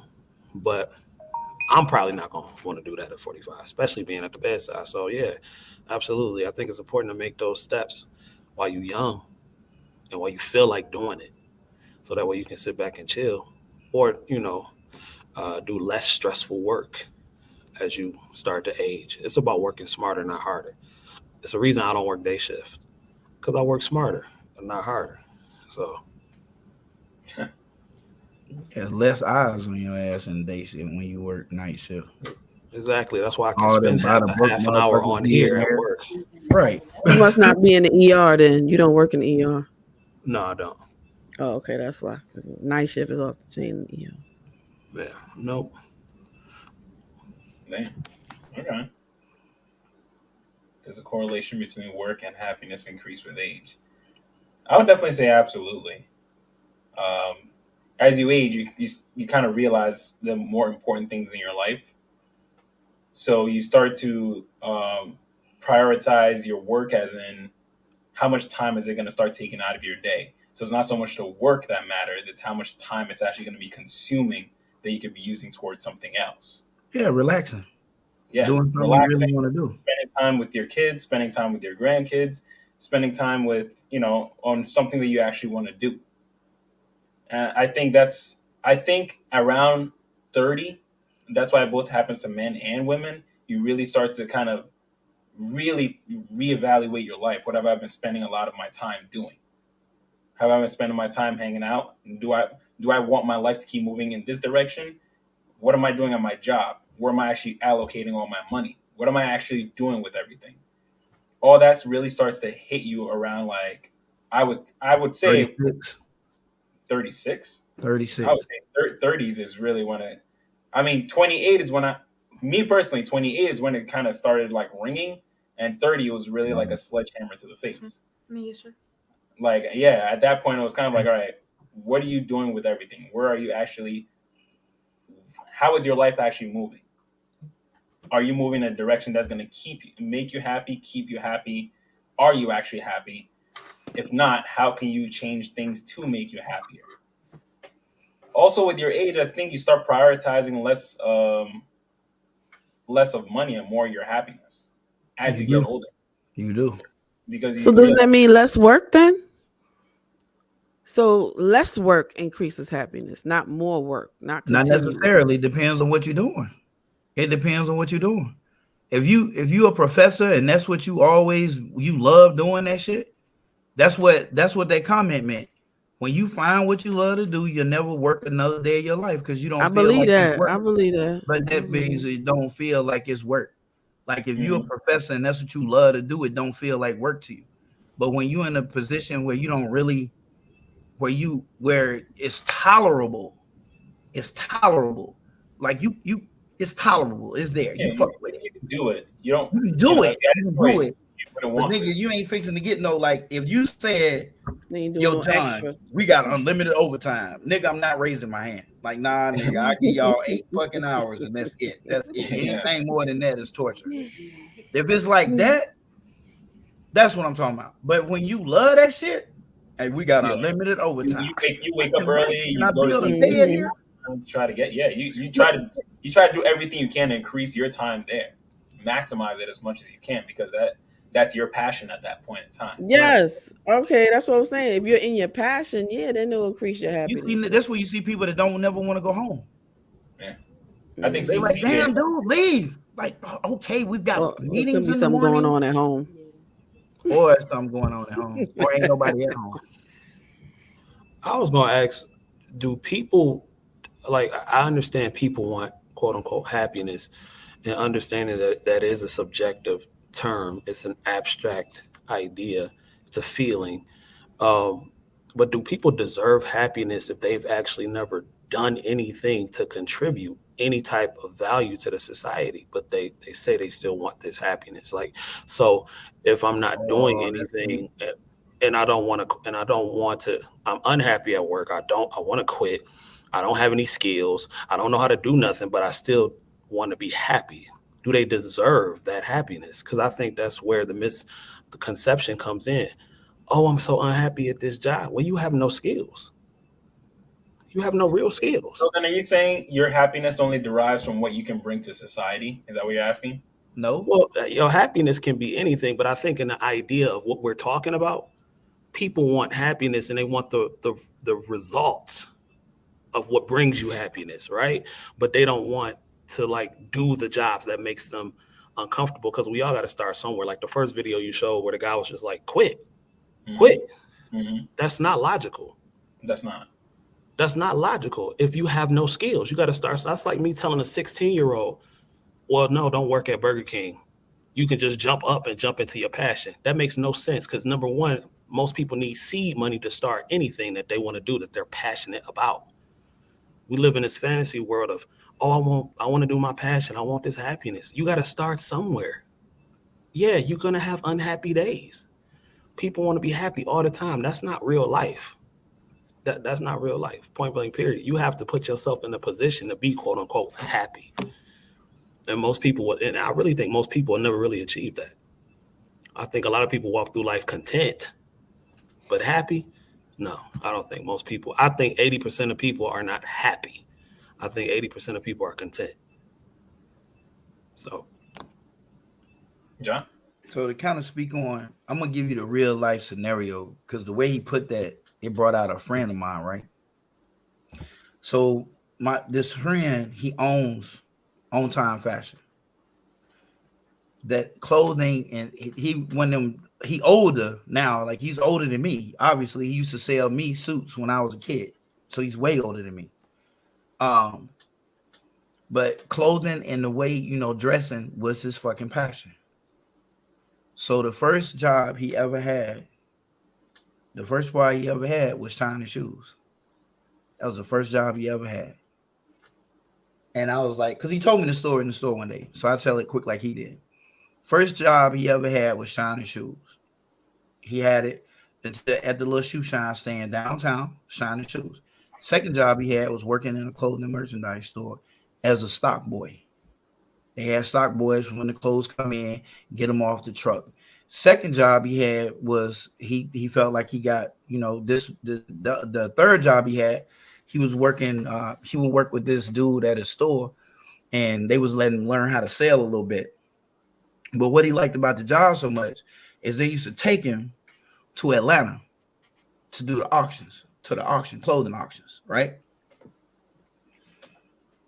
And I was like, and in my mind, like I would never have wanted none of them fucking jobs. Like I don't like none of them jobs. I would never have chosen none of them jobs. But here's the thing, and this is the premise of Rich Dad, Poor Dad. This is the foundational understanding to bring things full circle. He started off as a shoe shine boy, so he understood everything about fucking shoes. He knew about all the fucking brands. He knew about the bottoms, the importance of the leather. He knew about all of that shit. He developed an eye for real leather versus fake leather, cow leather, the difference between alligator, crocodile, how you treat it, how you take care of it. He knew all of that shit, right? He learned that. When he was a stock boy, he learned about receiving and shipping, how the goods come in, how the goods go out, what a fucking how do you read a Latin slip, and all of these things about shipping and receiving in the clothing industry. And in his third job, he learned how to acquire the fucking clothes. So that's why when he opened up his passion, he saved money from all these damn different jobs, and he had that damn store until he turned it over to his son. And he's a millionaire, and he sits at home, and he does nothing but talk to his son, because he made his sons worked all three of them. He's got a shoe sign section in his store. He made him motherfucker. He worked all three. He worked at all three areas before he would turn him the keys to the car. He would not give him the keys to the kingdom, and he had to work a year in each one of them areas. He worked for him as a stock boy. He worked for him as a going to the auctions. He worked for him as a shoe shiner, and he taught him everything he needs to know. When you go to him, when you come in, you looking for something. You say you looking for an outfit. Like he just knows, like when he talk to you, like how your shoes that you're going to wear. You don't wear those shoes with this. You wear these shoes with that. This is why. That hem is not right. Your hem should be should split the heel of your shoe on the suit. It should never rest on top and sag bag like this. That's tacky. The pant leg should come straight down in a crease and split the heel of the shoe and hang just above the top. It should be like a small curve to fit that shoe in there. That's a good looking suit. That's how it's supposed to fit. I mean, he knew all of these things. You're supposed to be able to cuff your hand, grab the bottom of your jacket. If you can't cuff the bottom of your jacket, then something's too big, something's out of place. We need to cut something here and there because he do tailoring. But he learned this shit from working in different jobs, and that's kind of what. So he did everything he needed to do to get his happiness. And now he's been happy. He was happy his whole damn life because that was his passion. He lived his passion. He lived it through other people. He was working in his passion. He liked helping people dress. All of that. All of that. So I think that's what CJ was talking about, aside from the fact that some people want to talk about, well, I don't like this. Well, what have you done to be able to position yourself to quit? Because I can spin it that way too. Who cares that you don't like what you're doing? You ain't did shit to be able to quit. When folks are telling you to save your money, you ain't want to do that. So now deal with it. You gotta work because ain't nobody gonna take care of you.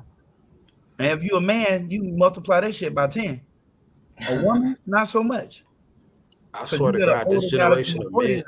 I don't want your ass working. Sit down. Relax. I need you. Me being accessible to her is more important than what job she does.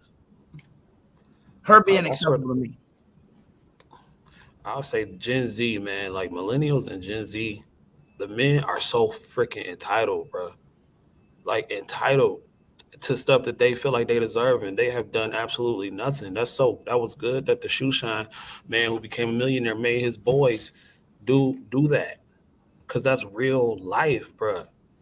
Like God, like I've never seen so many entitled dudes in my life. I ain't doing this, bro. I ain't doing that. I'm too good for that. You're broke. What are you good at? You are fucking broke. You're broke, and you're talking about what you're not about to do. Good to be broke. You are broke, homeless, but you happy? All right, fine.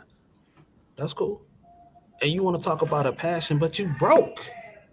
You don't have no right to have a passion. You are broke.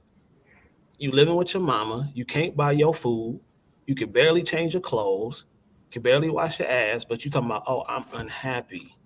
I don't feel like working. Nigga, you are broke. And you wonder why you can't get no woman and all that kind of stuff. You broke. You have nothing to bring, I hate to say it, to the damn table, but you broke. What are we even talking about? Like, not us, but I'm saying like I don't even understand what some of these dudes be talking about. Nigga, you are broke. And you talking about I want to be happy. But they come from the parenting though. Because the parents are parenting. If you look how they parenting. Oh, if you don't want to do that, you don't have to. You have rights. See? Yeah, okay. You have rights. You got the right to be broke. Yeah, you got a right to breathe, nigga. You got a right to come and do your homework. You got a right to go to school. You got a right to not waste my damn food, and not a right to rate. You got a right not to waste my damn electricity. And when I'm not talking to you and I'm talking to another adult, you got a right to shut the complete fuck up and go be in the child's place. Those are your fucking rights that they've been read. Do you understand? Those their rights. All this other bullshit that these motherfuckers out here putting in books and all this other dumb shit. Don't raise your goddamn child like that. You better go back to how grandma and them did it. Your black ass Yeah. went through and you turned out just goddamn fine, and you didn't believe none of this stupid shit. So you better go back to how your ass was raised and stop trying to implement these ideals that grandma said were bad. Grandma said that shit was bad because she worked for them folks who trying to get your ass to do it, and she seen them badass results. That's why grandma didn't do it. I really feel like society is really trying to sabotage itself sometimes, because if you tell a person all their life, do something that you love, well, most of what people love don't bring the money in the beginning. You're setting them up for failure, bruh. You are setting them up for failure. You know who talk like that? Women talk like that. Men not supposed to talk like that. You think coal miners and shit like that like working in a goddamn coal mine? No. But they did what they had to do to provide for their family. Knowing they weren't gonna live to be 62. They knew for Exactly. a fact you was not gonna live to be 62. They knew this. They knew this. If you got a coal miner to live past 60, that nigga has some special genes in his body. I'm just trying to tell you. But find what you love. Find what you love. That's woman talk. That's how women talk. And that's how they supposed to talk. Men not supposed to talk like that. Nah. You're protecting the provider, nigga. You do that by any means necessary. Women supposed to talk like that because it keeps them in their feminine. They're supposed to talk. They're supposed to do what they love, even though some of them probably can't. Most of them probably can't. But still, that's how they talk. That's how they supposed to. They ain't supposed to talk like that. It's all about their mindset. And yeah, the mindset for sure. Yeah. Sometimes you gotta understand that like this is only temporary though, because I mean, don't get me wrong. It's starting out plumbing.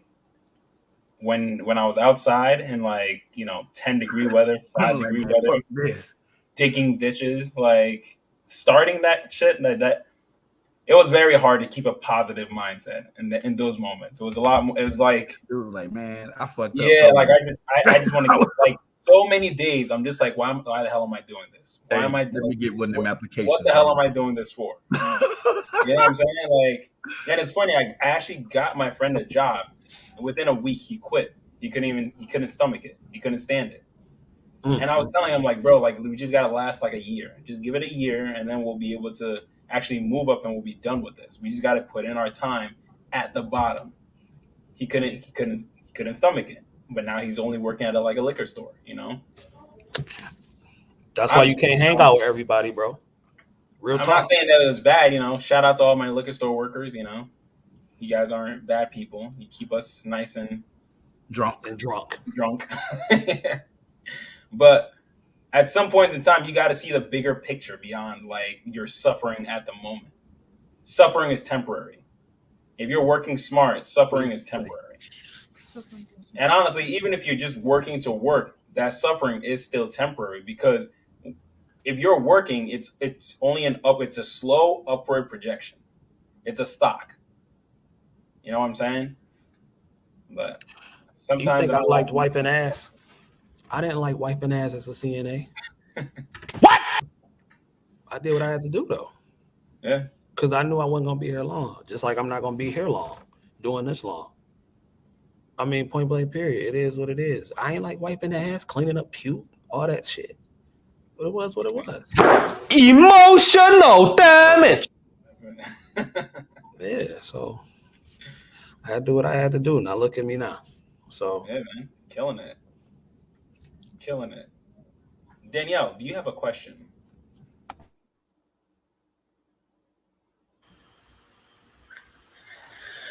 Let's hear it.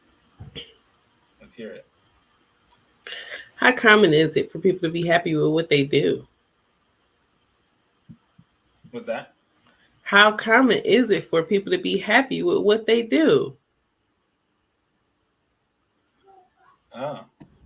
Very uncommon. Yeah, it's not very common at all. It's not common. It's not. I can think people will be content with what they do. Content, yeah, I can see a lot of contentment, but happy? Right now, I would say I'm content with what I do. It's definitely like I wouldn't want to keep physically working for the rest of my life. But this pays the bills. I don't break my back at work. Like I'm done with all the back breaking work. Now I just walk into people's houses and have a conversation with them and and get some other lackey to do the work for me, which is nice. But even that, I'm still not like happy with. I'm content right now. But I think you should always be aspiring for more. Especially as a, I'm going to go back to men and women, especially as a man, you got to be aspiring for more at all points in time. You can't be Always. okay. You can't be okay with Always. just that bottom line. It's just not, the Can't be woman that you're mediocre. with is not going to be happy with that. You can't be a mediocre dude, man. You can't be happy with mediocrity, just enough to get by. Because if you get a good woman come into your life, she's not gonna stay, bro. Because you're gonna have her nervous the whole fucking time. Because the way you live. Because there's other behaviors that come along with a mediocre dude. A mediocre dude has a mediocre job, has a mediocre mindset. He don't make enough money to save fucking money. So when she get pregnant and now your ass need to step your game up, you still mediocre. Just because she got pregnant, you a mediocre nigga. So you just still gonna be mediocre. You gonna do just enough to get by. You might work. Like those are the dudes when CJ say, I'm gonna show you how to make 100,000. Them niggas speak up. I don't want to miss out on my family. You know what I'm saying? I got children I need to see. I need to come home and help breastfeed. I mean, I got a lot of things I need to do at the house. The house needs me. Okay. I can't be doing all that. And I'm not going to sacrifice my health and my mental health to make money. It's just not worth it. It's not worth it. We're going to live in this 2-bedroom with these 4 kids. All right. And we'll figure it out some other time. Hell, that's what you get from a mediocre dude. He going to always be mediocre. You don't think that there's some men that will actually, they need that dependency, something that they need to be actually working for, though? You don't think some men need that? You know what? Let's just say rare. They rare. Most. You think that's rare? Yeah, I don't think that's rare. When you a dude, man, if you watch how little boys behave, if a little girl is there without a war, I'm telling you, this shit that I've seen with my own eyes with a group of kids at a damn date. When I pick my kids up, I go spend. I used to like to have lunch. When I sold cars, I felt guilty because nigga, you was not gonna see me for your little black ass went to bed. Wasn't gonna happen. So I would take an extended lunch and I would go to when their mama was working. I would go to the daycare where they were at, and I spend time with them there. They didn't care, right? And I watch. I would just observe. I'm very observant. I like to look at everything. And I would watch how the little boys would interact with the little girls. And one little girl, you know, if a little girl didn't have something or if she was upset about something, the little boys would tend to her needs the best they knew how. They knew something was wrong. And I'm talking about these are little fucking they too. They knew something was wrong. If she was crying, they would pat her on the back or they'd give her a hug and a kiss on the cheek. They are at birth, you will respond to that woman. You understand what I'm telling you? Right? So if you got that innate drive in you, should nobody have to fucking crack a whip across your ass to get you to get out and go get a job, bro? Like you're gonna tend to her needs. You got her pregnant, right? She with you, right? Your child gotta eat, don't he? Take your ass and go do what you gotta do to do it. Yeah, well, that's what I'm saying. Wouldn't at that point, wouldn't it just be natural for a man that, okay, now that I have things I need to protect, I need to find a way to protect. In this day and age, that would be getting more money. It would be natural, but that's what I'm saying. It don't need you don't like really need that though.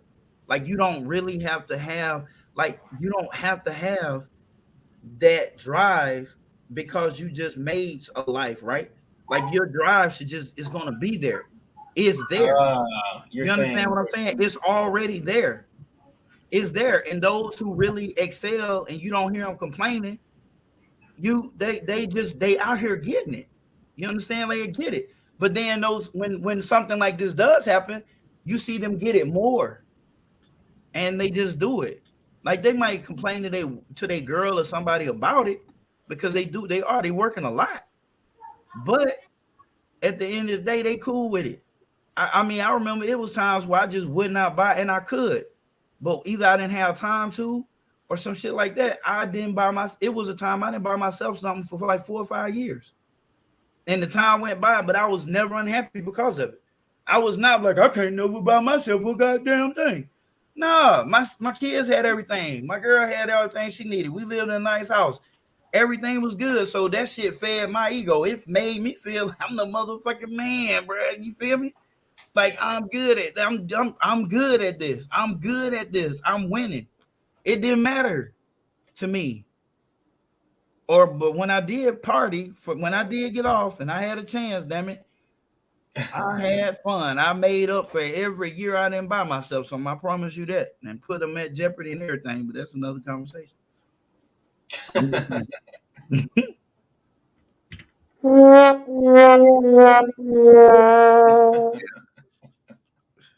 Fuck that one up. Fucked it up. That's okay. That was a good question, though.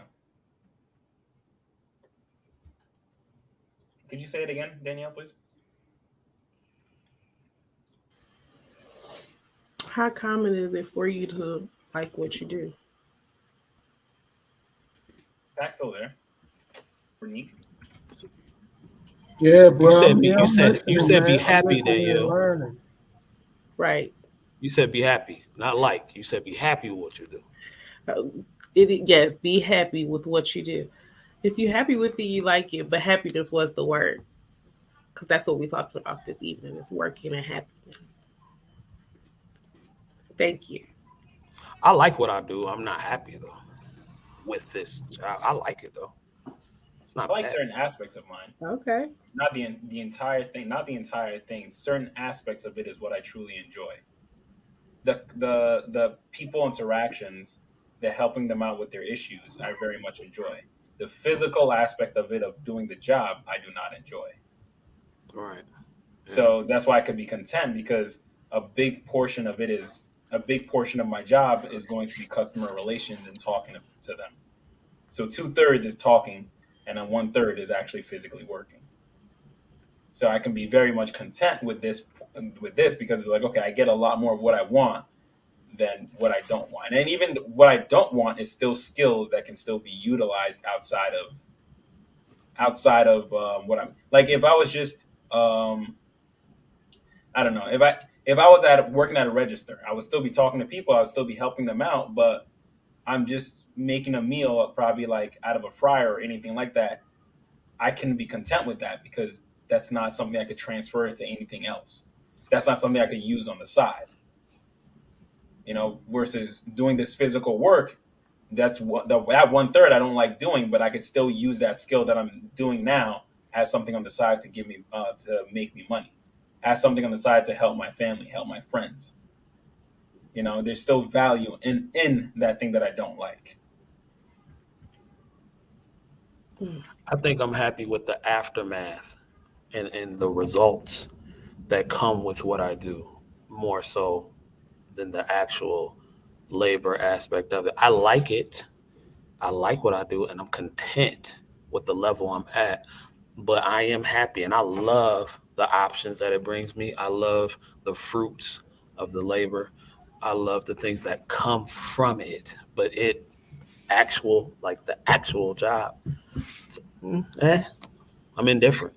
Yeah.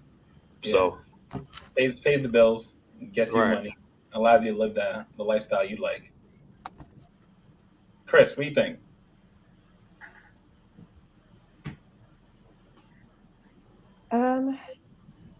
I think it's more common among entrepreneurs, people that started their own businesses. But if you're an employee, I think it's rare. It's much easier to find all the issues when you work under somebody. It's really easy to find problems in somebody else's company, which is really bad. But typically when you start your own business, you're more passionate about it and you're doing it because you quit something that was making you unhappy and felt like you could do it better. So yeah, I think entrepreneurs, it can be more common, but if you're an employee, I think among employees, it's very rare.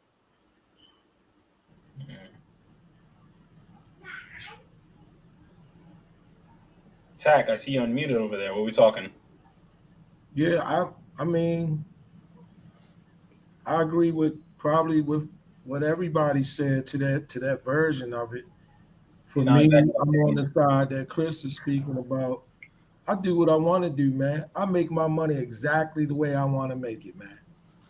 Exactly the way I want to make it. Make no mistake about it. You know, I spammed the hell out of y'all last week. What I made, $5,200 in 2 days. Y'all got the text. You know, Yeah. you think I didn't enjoy making that money? Do you think there wasn't a positive reinforcement of emotions and resilience when that process was taking place? Absolutely, man. I'm down here in San Juan, Puerto Rico, as I want to be. When I got here was when I chose. When I leave, it's going to be when they ready because they paid for the private. We call it a private jet. So, you know, with gold straws. Yeah, with the gold straws. You ask for ginger ale, they make you pick a gold Louis Vuitton straw to use it to drink out of. That's what I'm was just talking different. about. You know what I mean? They paid Nah. $6,800. They paid $6,800 for 6 of us to fly down here on the private. See what I'm saying? So See, them the circles I need to be in. So and like I'm thinking we're gonna get the rental when we get here. They had 2 navigators shipped here from Florida. So that's what's happening with them. But I'm happy about it because it's a good emotion. I enjoy what I do. I'm telling you, man, I do not make money in no space that I don't enjoy doing. Every dime I make, I choose it intentionally and deliberately, or else I do something else, man.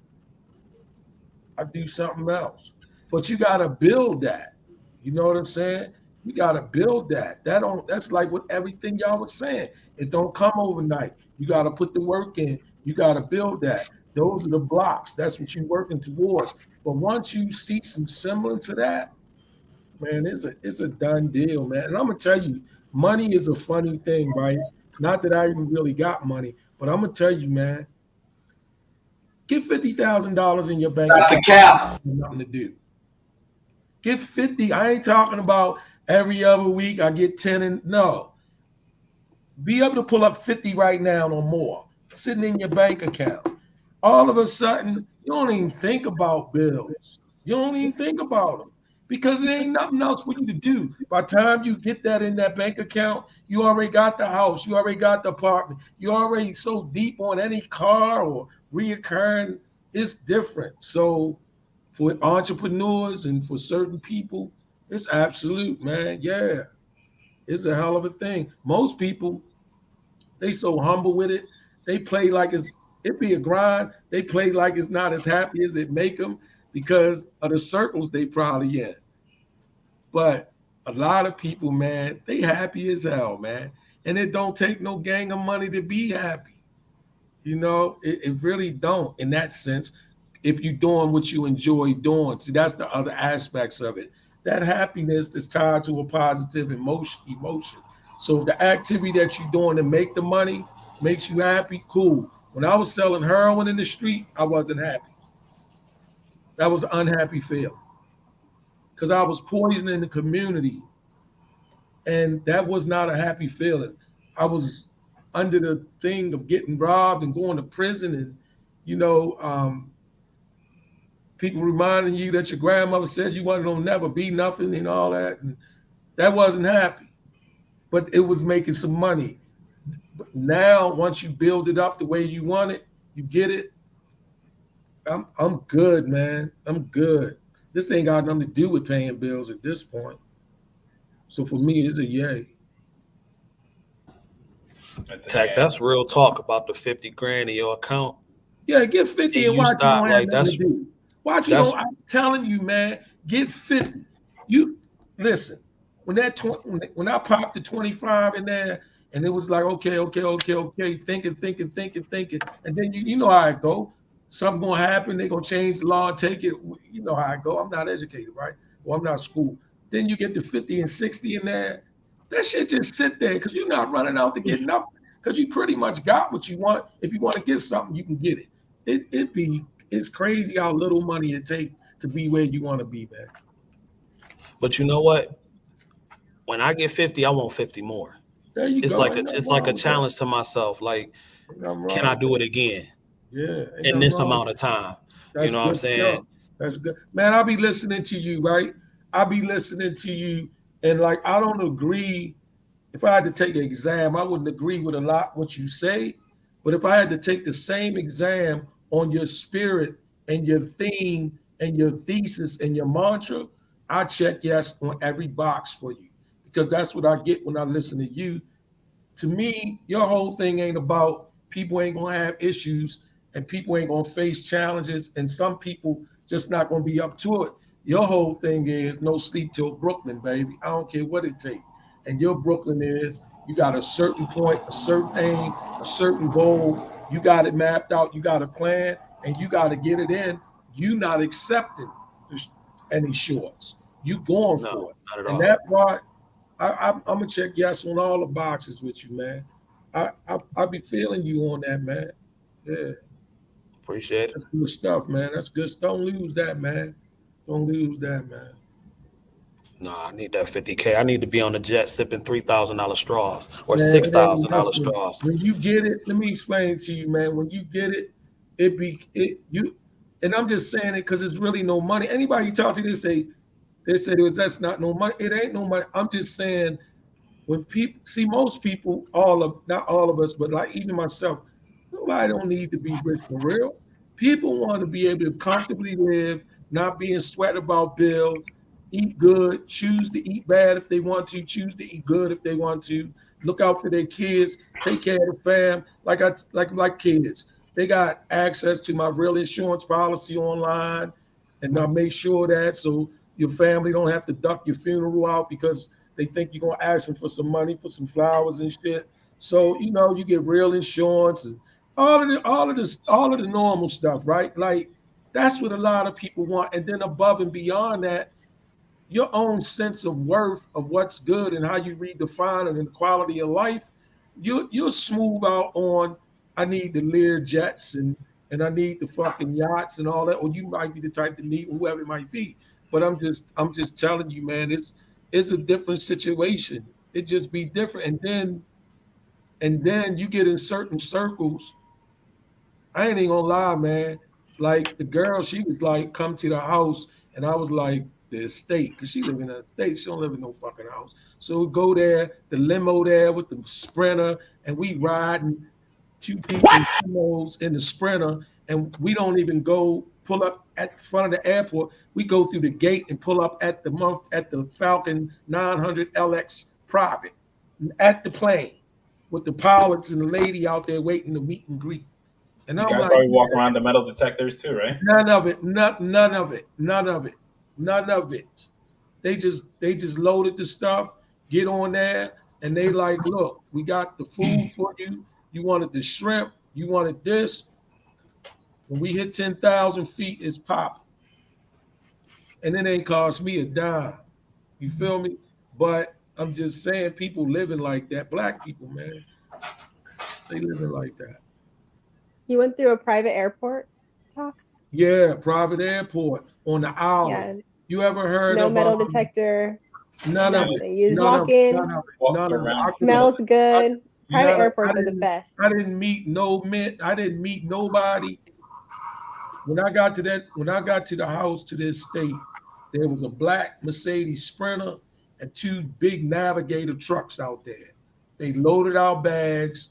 We sat in the back, chopped it up for a minute. All six of us jumped in, split up into two Navigators, pulled up to the plane, like through the joint at the plane, got out, did the meet and greet, got on that joint, and it was just on and popping. And when we got in San Juan, the only thing we did when we got off that plane, they was right there. As soon as we was going through the fence, they had two people right there. I just need to see your ID and read the QR code. And for each one of us, they did the ID, QR code, and right out front was their their vehicles they had shipped here, and that's what they brought us down here to the hotels. Mhm. Yeah, none of it. None of it. Tripped me out. Sofas and everything on the plane. Sofas on the private. Like sofas. Everybody, they playing tonk and and all it's whatever going on, right? It's only 6 of us there, so it was crazy. Damn. The closest I ever got to something like that was going on a tiny plane to Trip where me was out, it? man. Little Trip Rock me out. in Arkansas. Arkansas.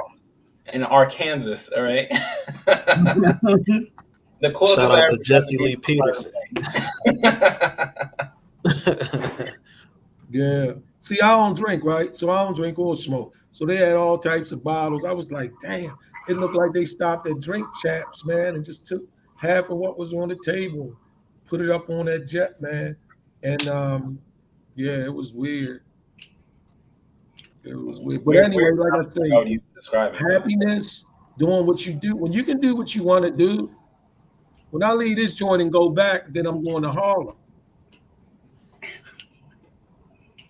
Now, when do I got to be there? When I want to get there. True freedom. True freedom. But you got to create that. That's what I'm saying. And people create it differently, right? So one person created by doing something they enjoy, by doing something that they're inspired by, that they build on, and then they put the work in, and then all of a sudden they done did the work, and now they can do something else, and now they building that thing that they want. Other people build it differently. They do it sporadically. They like hit this for a while, hit this, then they had these moments of being low. They just down. They figuring out. They recreating whatever. Then other people, they get their own business going. They get this going, whatever like that. It's different ways of doing it. But when you get in that area, like when you get in that area, man. Yeah, yeah. The first sign of it, you'll start forgetting if you work somewhere, right? The first sign of it is you'll start forgetting when pay week is if you work somewhere. You'll be positioning yourself in such a way you don't do weekly or bi-weekly calculations about bills and payments. And before you know it, you got paid. That's why I was telling somebody a couple years ago, I said, you got to hack yourself sometime in order to save some money. And I said, here's your first goal. Hack yourself to the point where you save enough that you pay yourself on the off week that you get paid, because your mind gonna look at it different. See, you gotta make your mind look at, instead of working to get paid every other week for people, this guy was getting paid bi-weekly, right? I was like, if you hack yourself, you trick your mind because your mind don't know the difference. You hack yourself by starting to save enough where you can pay yourself the same amount on the off week that you get paid, and now your mind mentally puts your actual payday in as a process and not as an emotion, not as part of the psychology of what you're going to be able to do and how you're going to feel that weekend. And if you can flip that, then you're ahead of the game. So I'll be trying to stress to people, like, you gotta, yourself. Like, people know themselves. I don't know. So you got to find hacks that work for you. That's what I'll be trying to implore to people. Interesting. Find hacks to break your routine. Yeah, because the mind don't know the difference between your feelings. It's like it don't. You hack yourself, and you looking at it a whole different way. Let me get Neek's opinion on this, though, because I don't think we got her on this. I'm sorry. Like I said earlier, I had a visitor. I had to see them out. I'm sorry. So what was the question? How common is it to be happy with your work? I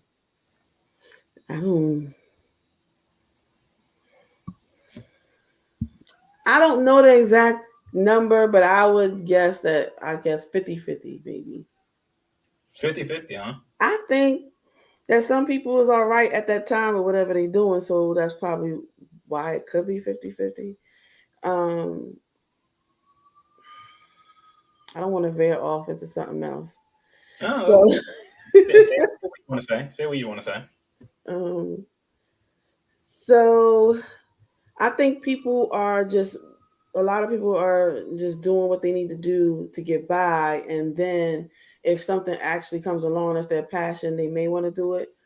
But it's like hard to see. It's hard to see that that's what you want to do for the rest of your life, because just speaking from a personal perspective in this sense, the person that came to visit me, we was talking and she was watching the podcast, and I was like, my problem is that I see things that I like to do and it looks fun, and then I master it, or not master, but I learn things about it and I do it and I perform it and I'm like, yes, and then I see something else that I like. And then I'm like, ooh, I could do that. And then I do it and I hammer at it, and I learn it. And then that's my problem. It's kind of like I'm in school. I have like 4 different business ventures that I'm trying to do. That not one of them is taking off yet. So sometimes I feel like I've only done this at this stage, like after 40, because before 40, I was the only child and I had so much fun. Only child with no children. So I had a lot of fun. So it was kind of like when you hit a certain age, it's like, okay, up, I want to have children, up. What career are you going to do? So now I feel like I'm hurrying up. So I think that's why I do that. So I'm my age, 40 something. I'm not happy all the time in my job. I say 50-50. I'm happy with certain parts of my job. And in certain parts, it's kind of like whatever. Like today, I'm supposed to be working, but yet I was posting and trying to get deals, to stuff that I want to do. Thank you, CK. He helped push me to actually gonna get my first paid gig from somebody that I don't know that's not a friend. You did the work. You did the work. You did the work. So, yes. I just reached out to somebody and said, "Oh, you want a promo video? I can do videos, this and that." And they was like, "Yeah." So and that person offered to pay me right away. But so yes, You make I promo think, videos for people. yeah, or Oh, I didn't know that. intro okay. videos, or yeah. I might have to send some change your way. I need some stuff done. There you go. There you go. And that's just like that. Thank you. So yes, I think that you can be happy some of the times, but I don't think people are all the way happy. I think it's 50-50. If that's the question he was saying. I wanted to say something else to that. I can't remember. I'm sorry. What I wanted to say.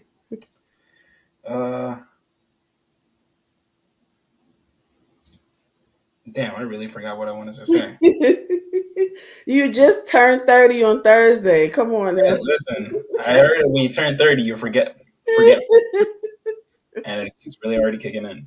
Mm-hmm. But all right, so I'll throw the next question at you guys. If you have a career and your bills are all paid, but you're unhappy, what do you do? Say it again. You said what? If you have a career, your bills are all paid, but you're unhappy, what do you do? Your life's taken care of, everything's good, but you're just not happy there. You're not happy. I'm a girl. I don't. She's a real girl.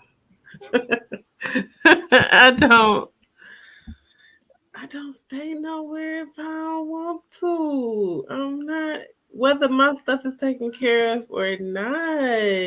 I just The perks of being a woman, huh? Yes, listening to you and John and Chris, I started feeling stressed again. I was like, yo, it's rough being a man.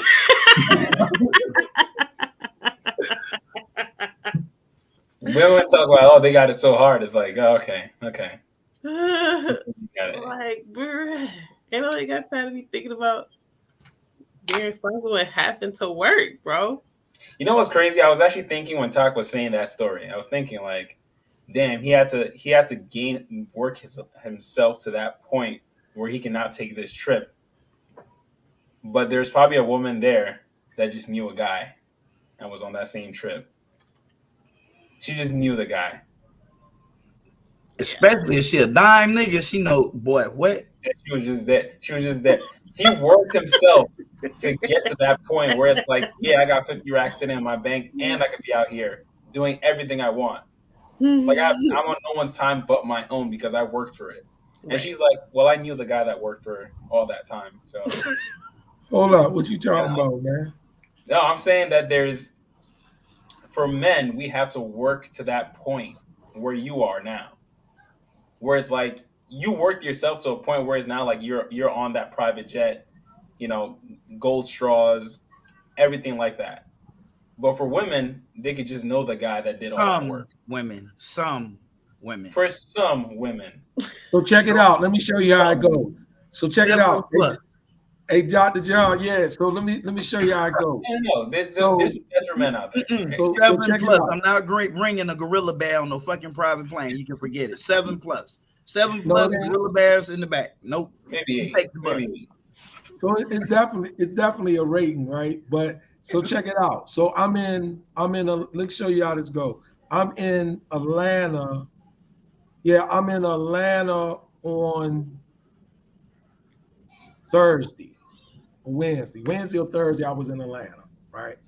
Yeah, Wednesday or Thursday, I was in Atlanta. No, actually, Sunday. This happened on a Sunday. This happened on a Saturday in Atlanta. I got it right, Saturday. So I look on the internet. I'm looking on the internet. I want to eat downtown in Atlanta, right? And the reason why I want to eat downtown in Atlanta, because I know it's going to be some women down there, right? And even if I'm going to eat by myself, I want to eat around women. So I look on that. So I pull up and I'm parking. Is a woman. She taller than me because I'm short as hell. I'm 5'4". So she taller than me. And she's at the thing to pay the meter. She's paying the meter. So I walk up on her and I'm like, do it take cash? She said, yeah, I'm trying to pay it with cash because I don't have my card with me. I said, okay. So she's trying to get the buttons right. Tall, red bone. I like legs. You know what I mean? It's no thing, right? So she goes, she says, well, you can go first. I said, all right, but I'm going to use a card. I said, you eating right here? She said, yeah. I said, have you eaten there before? She said, yeah. My daughter in there waiting. We're going to sit down and eat. Cool. So I paid with a card. So after I finished paying with the card, I go ahead and try the cash again.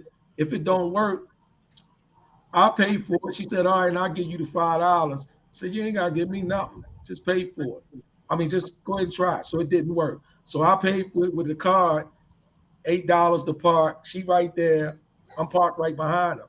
So pull the car. She said, oh, thanks so much. Now, I mean, it's not a lot to say, but I am driving a nice looking Range Rover, right? So it's cool. It's mine, right? So she goes in. When she goes in, her daughter and her sitting at the front of it. I go order. When I come back, this Spanish girl, she goes, you can sit here with me because I'm just waiting on my order. So I sit down at the table with her. When the Spanish girl gets up and leave, I get up and go tell the girl, hey, you and your daughter can take this table because it's just me. And I'm going to order. And it's, y'all can have it. She like, that's all right. But then she go there. I order and I eat at the front of the window, like at a counter where they was.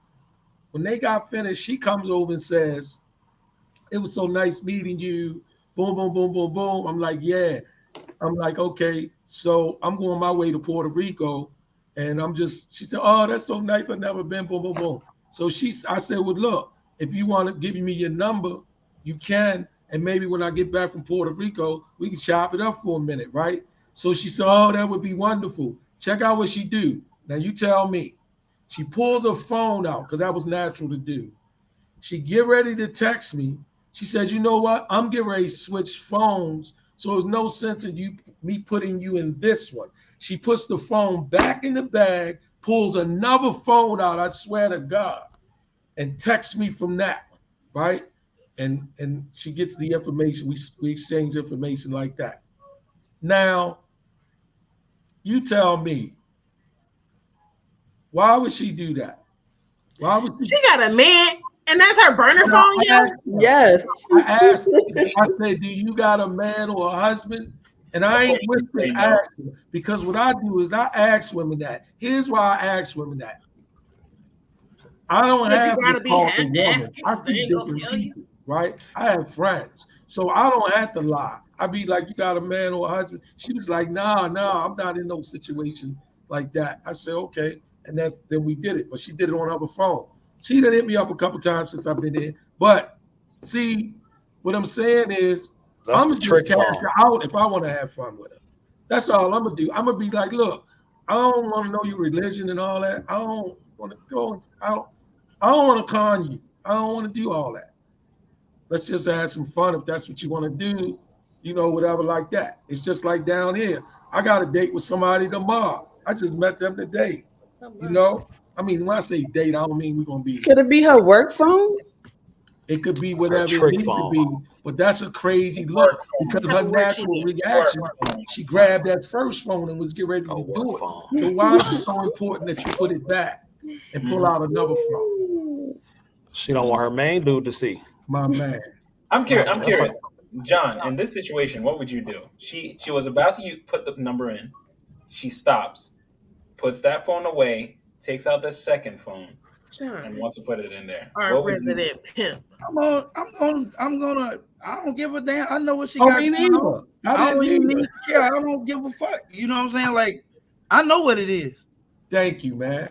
Like, you need smart. Like, what dumbass dude have one phone? You got a whole motherfucker at home. That's stupid as shit. Like, get you two phones. You got one that you put in the trunk that shit is cut the fuck off. And you put it where she never gonna go, under the fucking hood. Put that bitch somewhere under the hood in that little compartment on the side. And when you get down the damn road, you unpop the hood, you open that bitch up, turn that motherfucker on, let them know, hey, what it is. I'm out. You out. That's man. do what we do. It's a burner phone. That's what oh my God. CJ, I got you're a main your phone point. and a fucking burner phone. I mean, at that point, it's just catch that motherfucker. I just throw it out the goddamn window and I don't care. It's out there. I mean, at that point, what Tack was talking about is Black. What's up, E Black? What's going on, y'all? I heard some ratchetness going on, so I had to join. But at that point, when it comes to what Tack is talking about, it's a purely transactional situation. She's seen that he had a lot of money, or she thinks that he has a lot of money, a nice car. You know what I'm saying? He offering to pay for meters. She put him in a trick bag. So she pulled out her trick phone and proceed to put him in that category, which is cool because if it's strictly transactional, you probably just want to beat anyway. That's you ain't all looking it for is. nothing real. So it is what it is. Yeah. Who cares? Treat it as it is. It is, man. Because it Purely ain't tricking if you got it. But that's It's tricking, so for but it's me, cool. So Yeah. for me, if I'm not in a real relationship, like how I basically move is, if it's just something, you know, it's like I said, the young lady I met earlier today down here, and we getting together tomorrow, whatever like that. Man, I don't read nothing into that. It's just having some fun. I just cash them out so that I don't have to go through all that con artist and win you over bullshit. I ain't got time for that. I ain't even that sophisticated.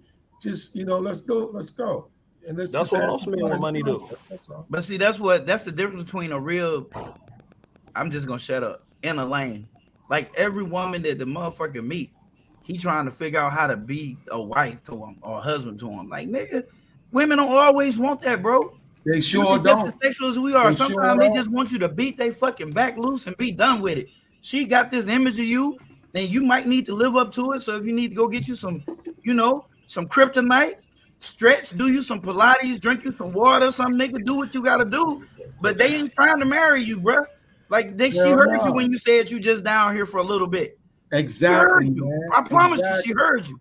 So if she want to hook up with you, she want to hook up. That's it. We want to hook up. I'm not trying to marry you today. I'm not trying to see where this goes. I know where I want it to go. Them dollars. I want, and I do it good enough to where if I point, you just might go get that. Or if I go down one, you might get that. Or if you go, but I want something out the deal, I might be a straightforward girl.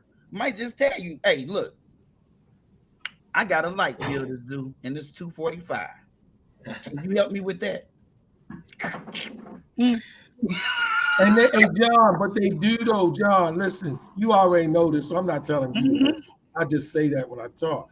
But they do, because it be like this one woman, she was like, I was like, look, check this out. You want to go out and eat dinner and all that shit? That's nothing though.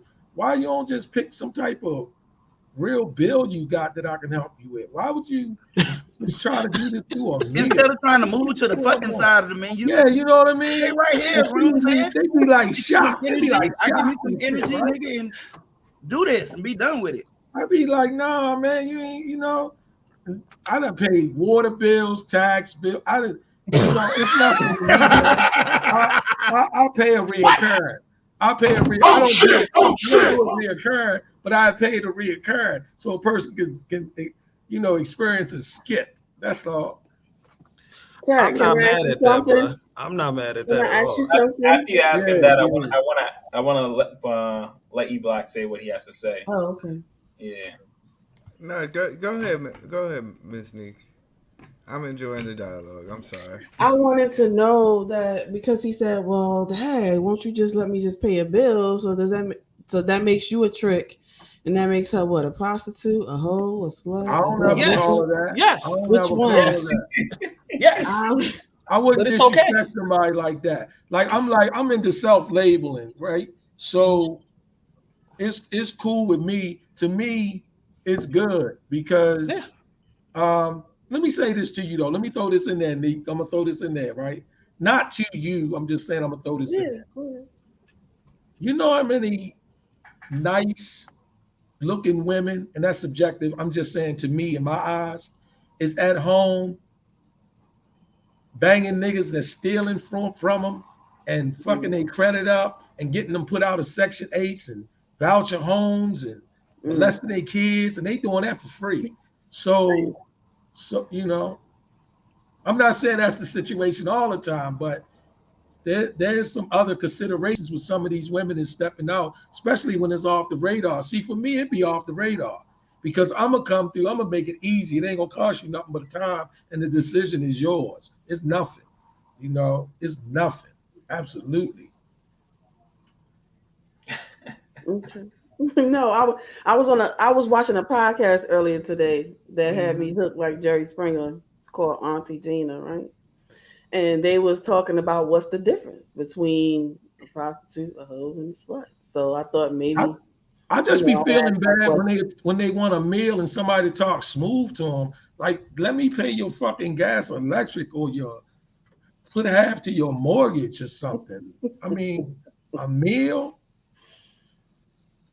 Sometimes that's some real tricking though. I mean, it is what it is. Mm-hmm. E Black, you walked up to a woman.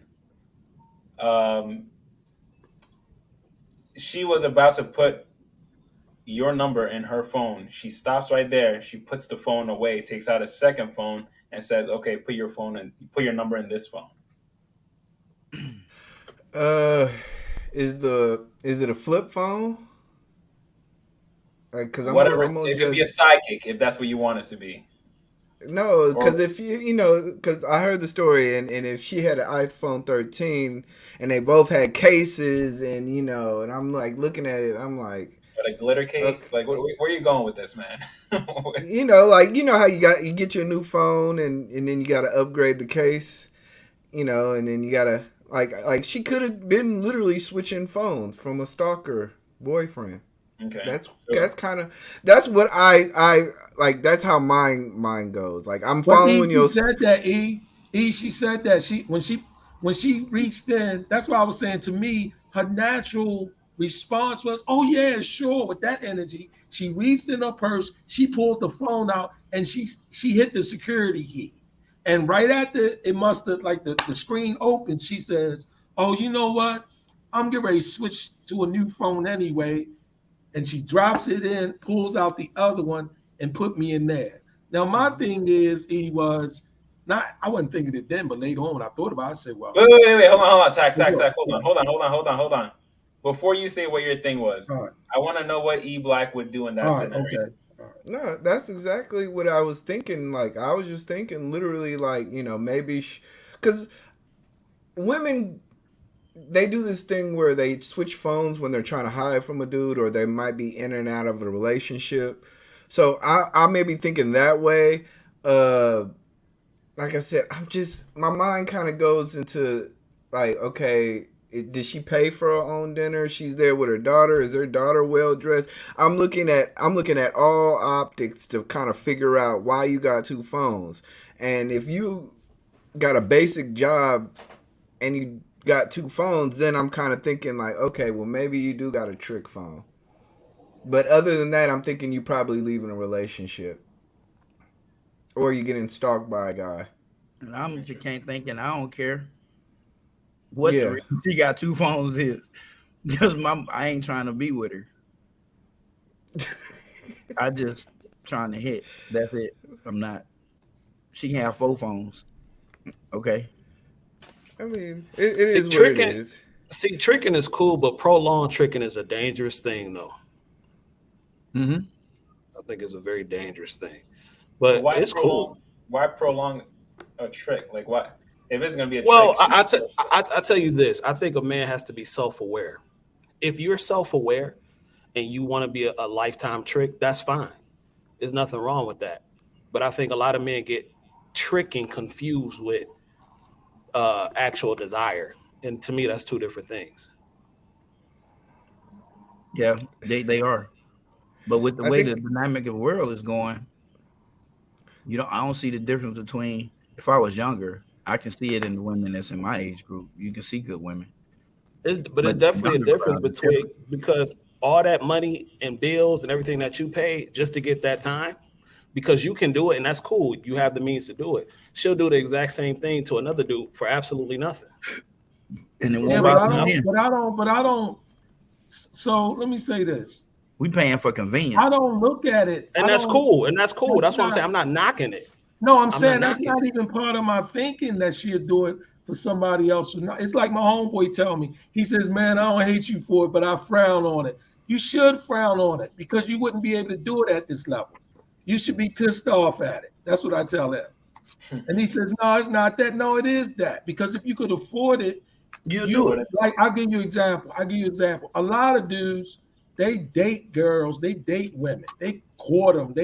You go through 3 weeks of the no she had in mind for you that day, right? Mm-hmm. And so I just pay for the express, and it's no thing.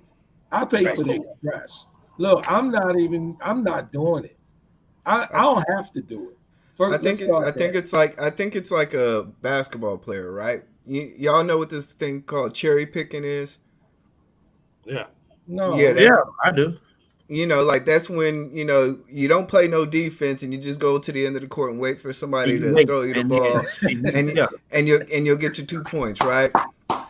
Even the veteran basketball players can cherry pick. Mm-hmm. But they got other types of game to where they can play defense and then they can still score while cherry picking, right? Where it comes to a problem with tricking is bad when you can only score by cherry picking. Right. And that's where it's frowned upon because all players do it. All people do it. You play basketball, you're going to cherry pick every once in a while. Yeah, Jordan even was cherry picking. But we frown upon the cats that can't score and we like, oh, you just cherry picking now. So that's the difference. My homeboy, that's what he tell me. He'd be like, man, I frown upon that. And like I said, you should. Why wouldn't you? I'm not priding myself off of sophistication and that's not your only game. I don't even look at it. See, the thing is, I don't even look at it that way. I'm not viewing it that way. And typically, like for me, I just don't feel like sitting there lying to your ass for 3 weeks. I ain't doing it. It's like what Stark said. Like, I understand what telling you how important your thoughts are. I'm not doing that. This is why it's important to become select. Shout out to Ron Wills. What do you mean? That's a whole nother thing. Yeah, But just keep this in mind. This process requires cooperation. It's not a one-side deal. That's why it's not a thing. See, what some dudes do, they take the last rejection with them to the next opportunity. So they show up at the next opportunity with dismiss on their forehead, with no on their forehead. Nah, man, it's nothing. It's no. Oh, that's wonderful. Okay, then you might be somewhere else with that person. Y'all might really become cool or something. Who knows? I mean, that's cool. I don't even understand why he frowned upon the tricking. I mean, that's He your money. always listen, That's I know your money why he at the end of frowned the day. upon it. I know why he frowned. He has to have the gift for gab in most cases to even try what I do because he don't have a. Let me say this, man. Like before the pandemic, it's this club that some of the women go to in Chicago. When I was out there, I meet some people. It's this place called the Promontory, right? And it's this female I met, and she's like, boom, boom, boom. Why don't you come over here and sit with us? We're gonna be at the club. Like, nah, man, I don't put in that kind of work. Here goes $60, get your first drink, and then let all them niggas that's gonna be up on you pay for the rest of the night. And then you can call me when you leave if you want. It's up to you. I don't call and say, oh, I gave you that for nothing, or text and say, nah, man, for what? That's cool. Yeah, ain't nothing wrong with that. What? It's all about the approach anyway. That's what I'm saying. He let the woman turn it into a situation. Man, I don't I got just money say- like that. Listen, I barely even buy women drinks. Okay, fuck all that. Barely. Barely. Never. Barely. Right? I buy them drinks and don't even go to the spot. And they'll. Here's a funny thing, CKQ. Here's the funny thing. Here's the funny thing. Sometimes it's a delay, right? And what I mean by a delay is this. You do that for a woman, you might not even hear from her that night, and 2 weeks later, here come the text. Here come the call. Why? Why? Because the broke nigga she with them reminded her how rough she doing to even get anything. And then she hits you up. No friction. Yeah, that's cool. Last resort. He let the girl turn it into like, why is she at him? He didn't approach her. Yeah. She And I don't approached even him. get into. Why I did don't she never approach get into it about they man, none of that. But like I say, women is doing it just like y'all know they are more than probably we think they are. Oh, of course. More than we think they are. Have women ever paid for a men drink? I've only had it one time. Yeah, it happens. Yeah, it happens. I've had dates when women have paid for the whole date. Women have paid for a trip. Yeah. Whoa, damn. Women just paid for this private jet I was just on. But see, that's the thing, though. Like, I'm just talking about a Heineken, y'all. And it depends on the woman. It depends on her status. Like, absolutely. And I mean, women go I for what want they her to pay want. for my drink. When a woman really wants somebody, they'll go for it and do whatever they got to do to get it. That's why I think also women don't care that much about money as much as like we care about it. Like when they like something, they'll spend money on what they like. That's what I mean. Yeah. That's how they you will. know she's truly interested. Do you know how many And women that's why I share say, men? like, go ahead, CJ. No, my bad. I want to cut you off. I'm No, just no, saying. no, You know how go, many go. women? Do you know how many women share men? For the right man, a lot of women will make that exception for the right one, and a lot of them don't even talk about it because it's taboo to say right now. Because we live in a feminist-dominated society at this point, where that narrative is backwards. But women share the right type of man and have no problem doing it. Most of them, not all. Of course, you can't say all. That's why a dude can run around, cheat, smash all different kind of chicks. But if he look right, his money right, and he's that select guy, she say, well, that just comes with the territory for the most part. They may not admit it, but a lot of them do. I would say 80%. Some women getting cheated on by dudes that work at Subway making $7.85 and shaped like motherfucking Danny DeVito. So you think a dude like a Mike Rashid or somebody that's select, and I feel like every man should work to get there. So you don't even have to go through. Like if you want a trick, that's cool. But don't you want that? Because what she say is attractive and what get her coochie wet is two different things. And I feel like every man should strive to be that. That's just me. Well, I say it like this. I just think be happy. Forget all the trying to be a pimp and trying to be a player and trying to do things. Just be happy. Do it your way, and be happy with it and stand on that.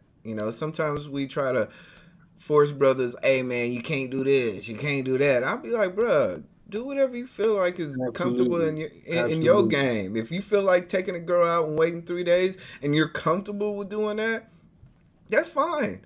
If you go through those days, or if you like to just get right to the point, then be happy with that. But I don't fault nobody else, because I've realized every single person is individual when it comes to relationships. I can say something to a woman and my friend can come right behind me and we be the same height, same skin tone, everything, and he could say it and she'll react differently. And I'll be like, okay, that's just the way the world is. It's just the way the world is. And it took me a while to get, like, after high school, I realized, like, the dude, like, I had one of my best friends, or one of my friends at the time, tall, handsome dude, but I realized he wasn't getting none. His cousin ratted him out. He's like, man, he ain't getting none. He's scared. And I was sitting here trying to keep up with them, and I'm like, bruh, why am I doing this to impress y'all? Why am I sitting here trying to maximize my game and show how many? Trust me, we used to do the mall game. We used to do the church, the going to another church game. We used to do it all. And I realized at that point, I'm like, man, I'm just gonna go at my pace. If I'm happy, I'm happy. Like, cause y'all cats be lying anyway. I don't mean y'all, but cats be lying anyway. And to what CJ Kyle's, his 1,000 that he spent on a chick is not the same for me, and not the same for a whole bunch of other cats. Some cats can't phantom that. You know what I mean? So it's like stuff like that. I'm not spending 1,000 on a chick I don't know, just for the record. Oh, that's a lot of money for a chick you don't know. That's a lot. That's for a regular average person. Well, not even average, but for the 9-to-5er, that's a lot of money. Okay. So, E-Block, to what you were saying, men aspect.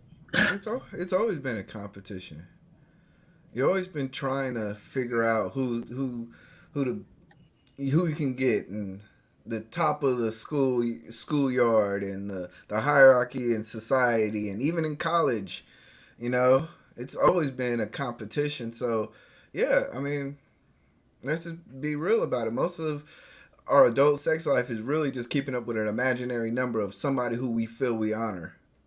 And now some guys are different. They just have addictions, and sometimes they're just horny. But for the most part, when it comes down to it, I would say this: 80 to 90% of guys, if they found a real dope chick, they're sticking with her. Like, that's just my opinion. Do you think that thought process of that staying in that competition with other guys is good? Do you think there's validity behind it when it comes to sleeping with women? Good question.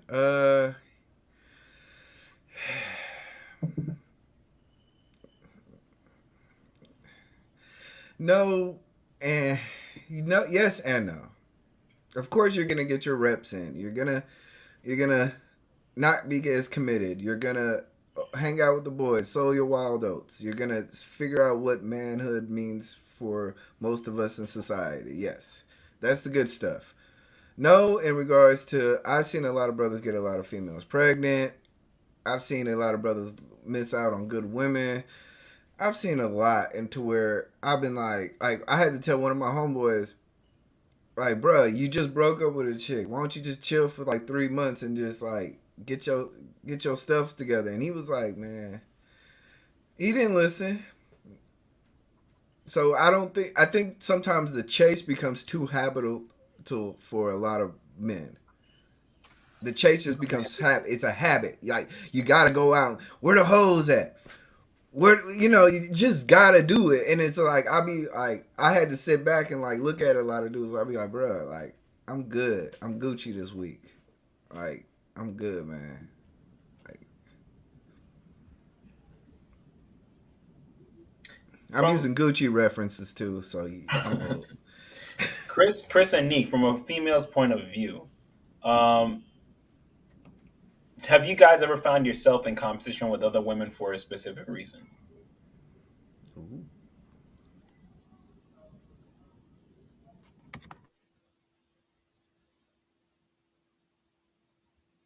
Yeah. Don't all speak at once. I had to think about that one. Yes, when I was in high school. So it was funny. My mom, growing up, she was like, "You never want a man that doesn't want you. Like don't chase a man." And she told myself and both my sisters that forever. But it kicked in when I was in high school. So, when I was in high school and I was ready to start, like, I liked boys and I wanted to, have like a little boyfriend. I started like talking to people. I had my little slide keyboard phone, and I had a few like young black boys' numbers, but they all wanted like nude photos, and they were all sexually active already. And I was shocked. Like, I'm like 15, right? So I'm shocked. I didn't know people were doing that already. A lot of the young black boys were. And I realized that, all the women at my school wanted them. I went to a majority white school. And so the black boys were rare. And the white girls, Mexican girls, the black girls, they all wanted them. And a lot of them were more wild than the other ones. And so they would win. And so I realized, like, I don't want to compete with them. That's when I realized, okay, I would have to chase these men. In order to chase them, I have to get their attention and compete with these women. And I was like, I'm not doing that. So that's when I started dating white men, because they were interested in me and they weren't as sexually active. So yeah, I didn't actually compete. I chose not to. I'm not doing that. I'm not about that life. But yeah, a lot of them did. And a lot of them ended up pregnant. Well, I mean, give a boy going through puberty massive amounts of options. He's gonna exercise every single one of them.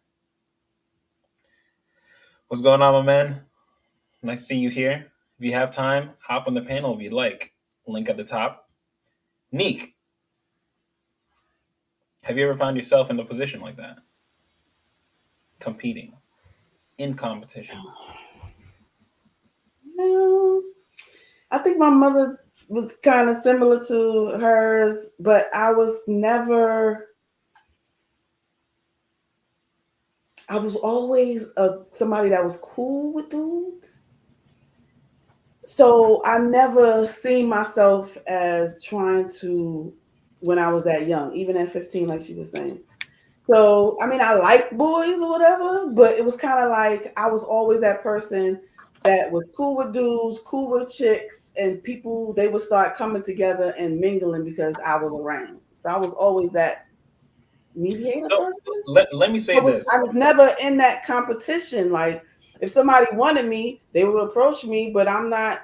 So the competition that I'm talking about, so like the competition that the men were having, it was for women, but it was a competition against men. You mean You know what I'm competing saying? like in what they wear and what they look like? Correct. Like, Okay. have you ever found yourself in competition with another woman? It wasn't even if it got a man's attention or didn't get a man's attention, but you were still in competition with that woman just to be better. No, like I just did me. I didn't care. And I'm not a person that my mother didn't have to tell me not to chase after nobody, but because I'm my type of person that if you ain't feeling me, I'm not. It's whatever. We just gonna be cool. That's fine. I'm not gonna sit up here and portray my. Oh, but you need to be with me. Oh, I need to wear this so he'll look at me. No, I'm not doing all that. And there was kids in my high school having sex, and I wasn't, but I knew, I've seen it. You've seen people in the hallways doing. I've seen it, but I wasn't one of those high schools like she was saying. So I was one of them high schools like, oh, she nasty as hell. Like that's what me. Like, mommy, guess what I seen today? But I wasn't in that. I was like always an outsider looking at it. So, yeah, I don't know. I didn't have to do that, but I found people thought that they had to do that for me. Like, I felt it back from other women that they thought that that's what was going on. If you can say that's what it was for me, but it was like, I didn't feel it, but I could feel it from them that they thought that that's what I was doing. Like they would see things that wasn't even there sometimes. Women would accuse me of things. Like, I got along with dudes better because women was just way more emotional. Yeah, just so I don't know. So I never I would be like in the dormitory.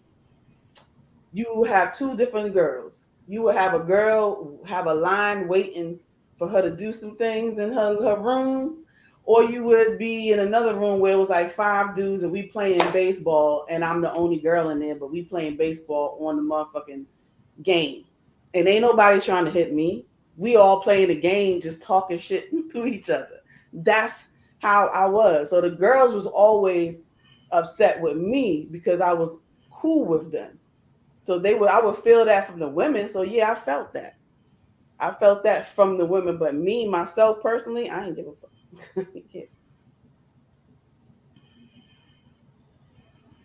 That's interesting. Women Definitely can be catty like that.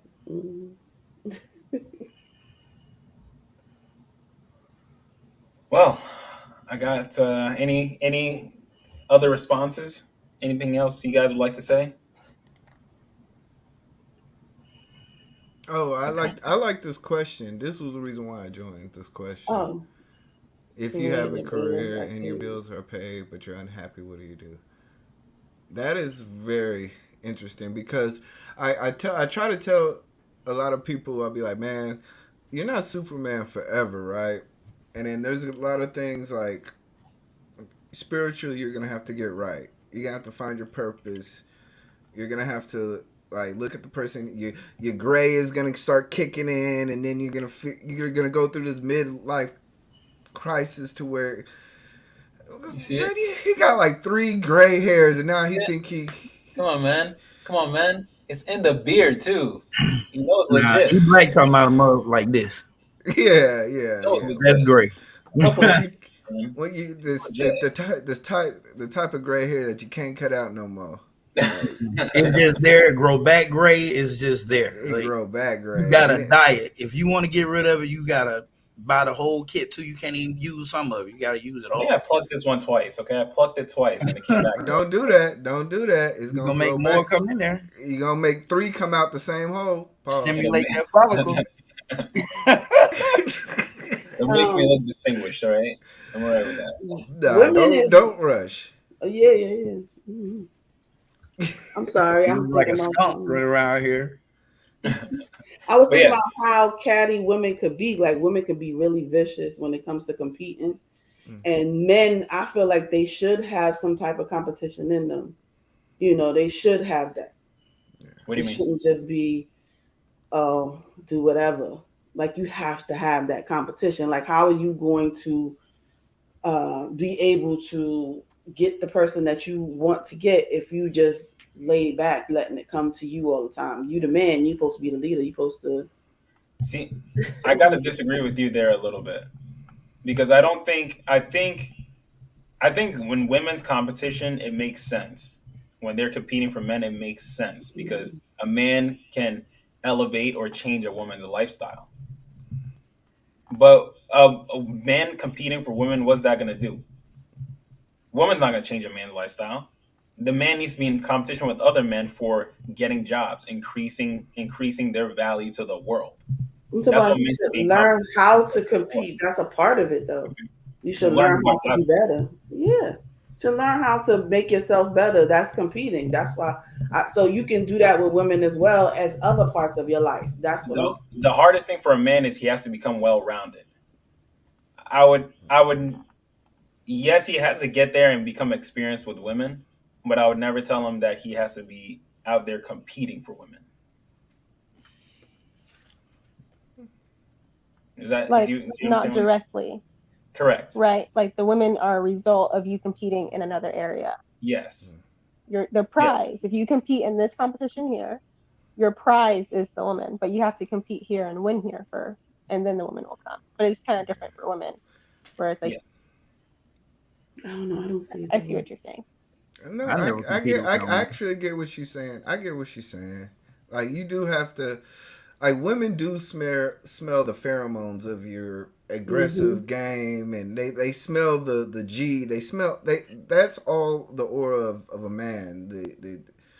Like they want to be able to know that you can handle them and be protected by them. And if you don't, if you have, yeah, you like there's a lot of lame dudes who are successful outside of that, outside of relationships. But well, let's be honest, it's kind of, I want to say, I don't want to say it's 50-50, but it's kind of 50-50. Either woman wants to be knocked off their feet by swag, and sometimes they just want security and provisions. And I wouldn't say it's 50-50. I think they want both in one package.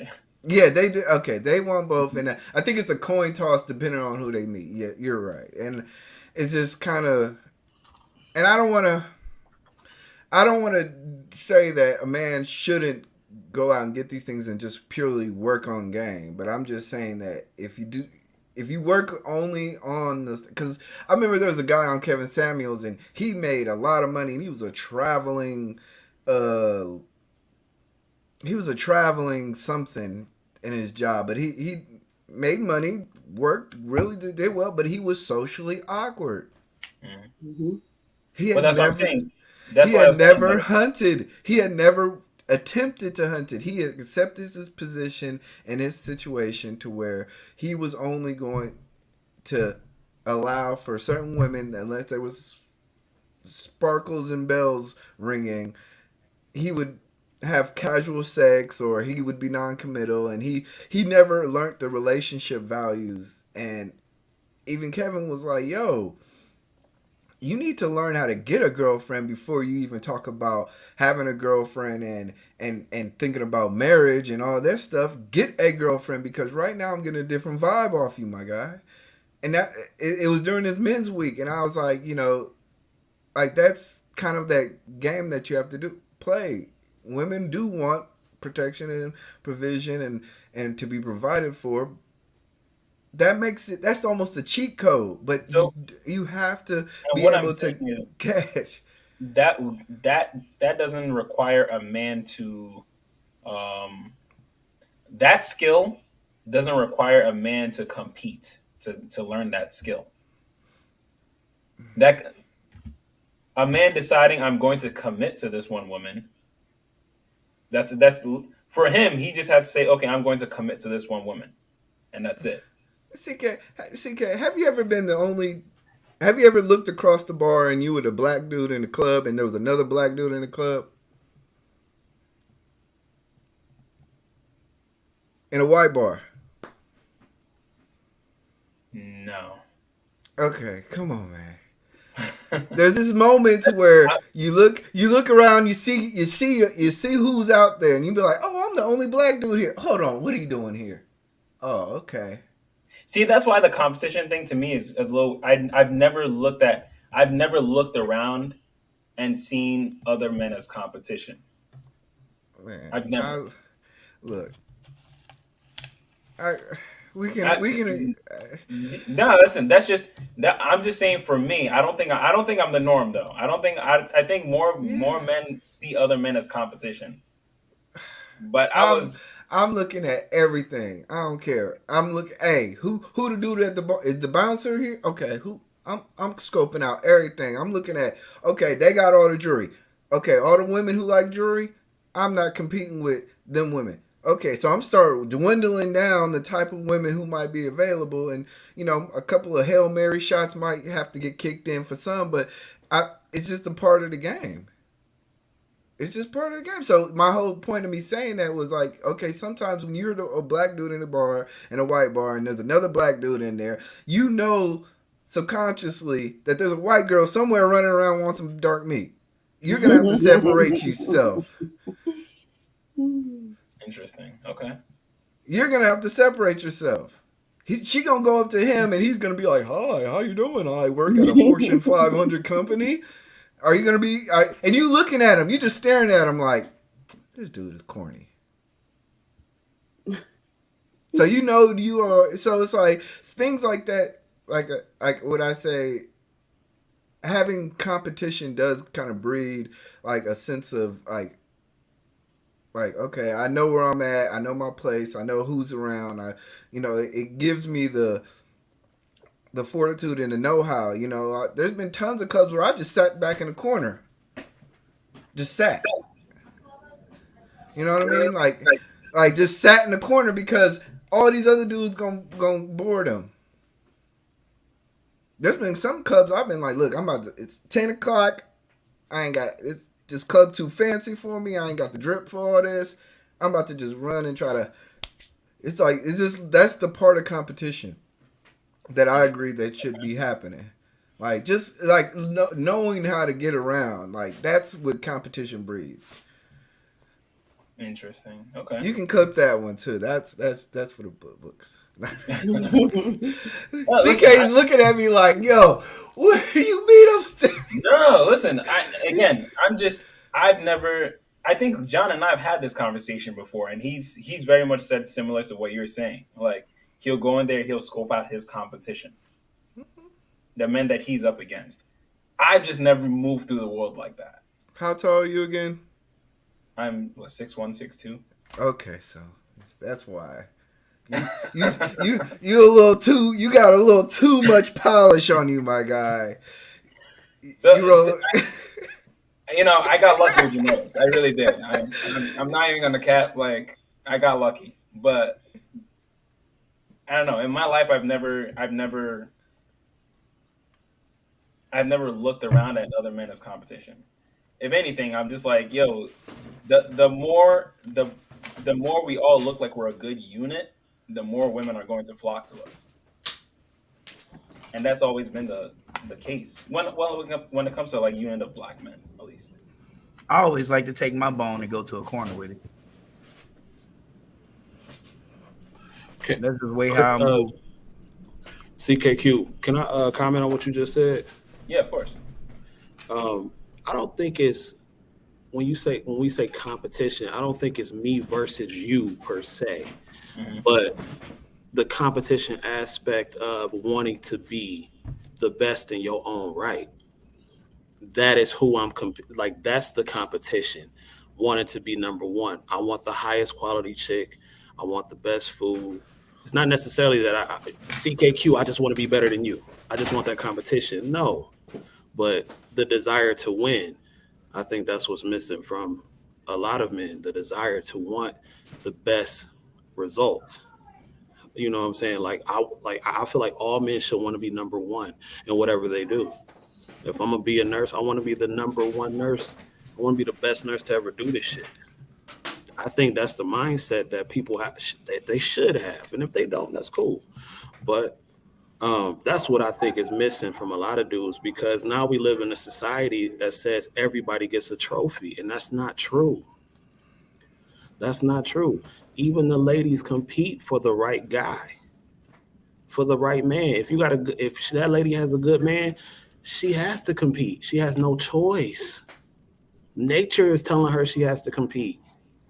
As a man, CKQ, you still got to go out here and compete for your resources. If you slack off on your job and become a bum ass plumber, nobody gonna want to hire you. So in that aspect, you are competing against the guy, against your lackey.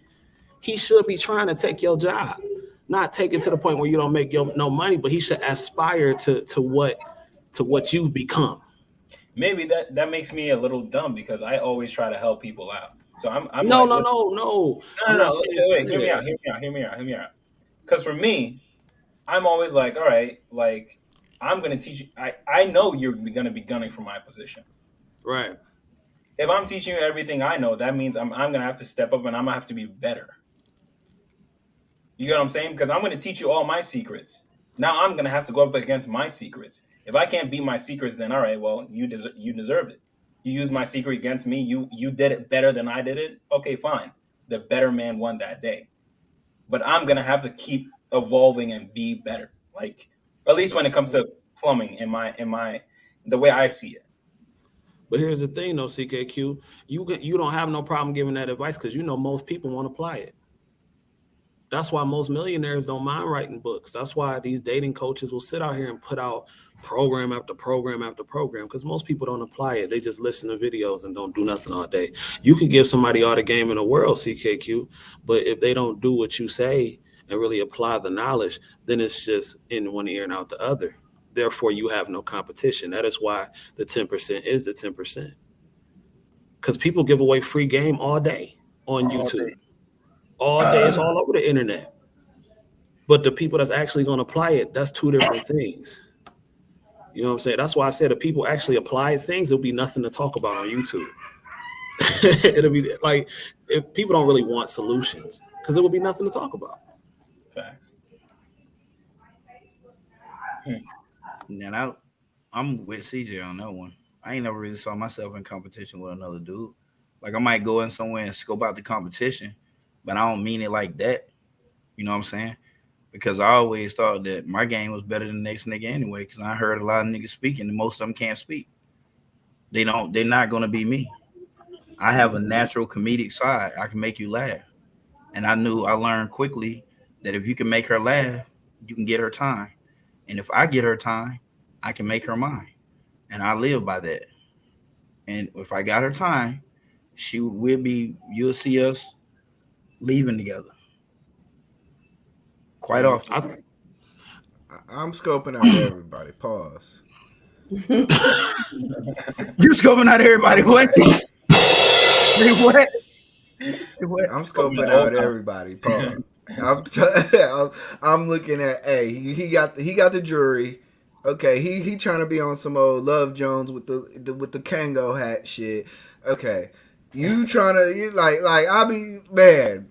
I'm a vicious. I used to club hop. That's where I got that from.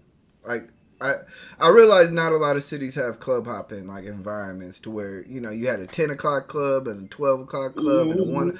That's where I all the same Thursday club, the Friday park in the park house and walk to all the motherfuckers. Yeah. So you knew so that got me into that like hyper focused thing to where I step in, I take a step back. I'm like, okay, I see what's going on over here. We ain't got a lot of time. We about to leave to the next club in another hour. E Black, can I ask you a question? Yeah. Do you believe another man can take your woman? I believe any woman is vulnerable.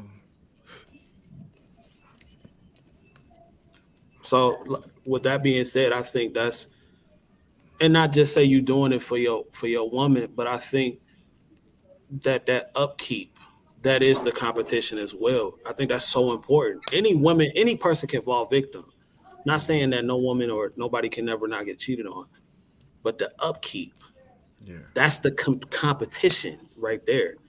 You know what I'm saying? To walk around and say, "Oh, can't nobody take my woman." That's stupid. That's slow and that's arrogant. That's thinking with your ego. You always have to be on point. At least I think.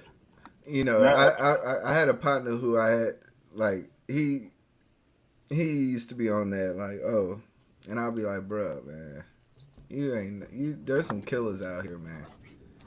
And I mean, like, there's some smooth ass brothers that can sell a whole dream. She thinks she about to go on a whole nother lifestyle. 3 weeks later, she come back. Been ran through it. I done And seen it. that's why prolonged tricking is dangerous, because it gives you a false sense of reality. It's not real.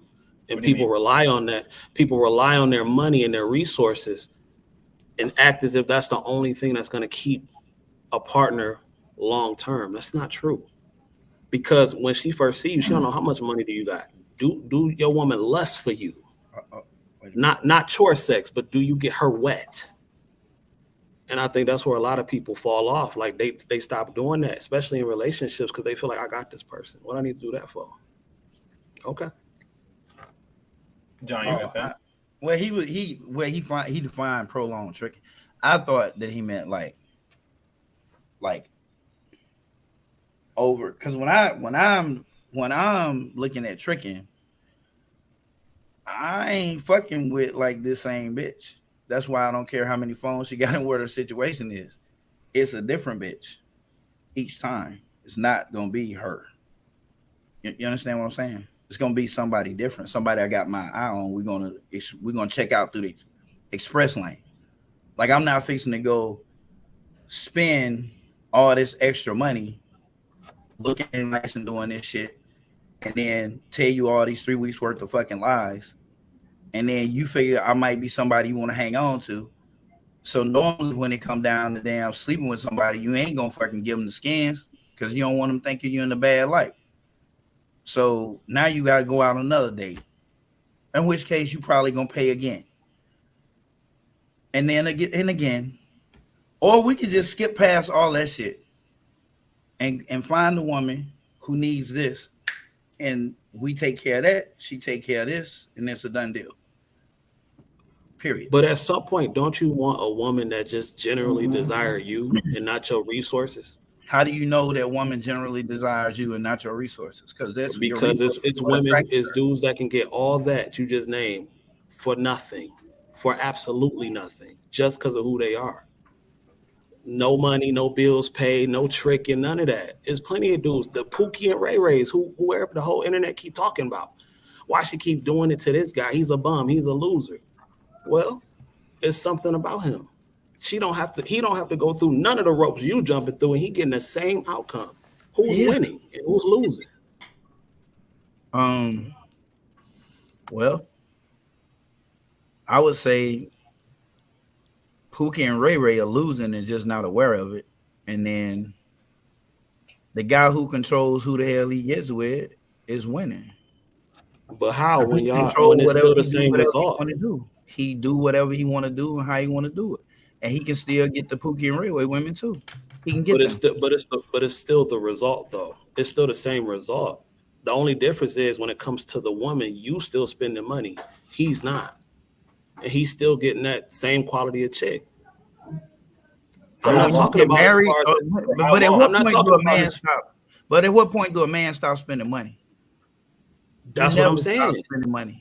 You always gonna be. When you get married, you spending more money. But when you talk about tricking, you talking about it from a place of a cheap thrill. That's what I'm not talking about a lifetime thing. You said different chicks. I'm not talking about a wife. You said different chicks, and these same different chicks that you spending money on, the Pookie and the Ray Ray, who everybody gets so mad at, is doing it for free. Okay. And that's what I'm saying. What's the difference?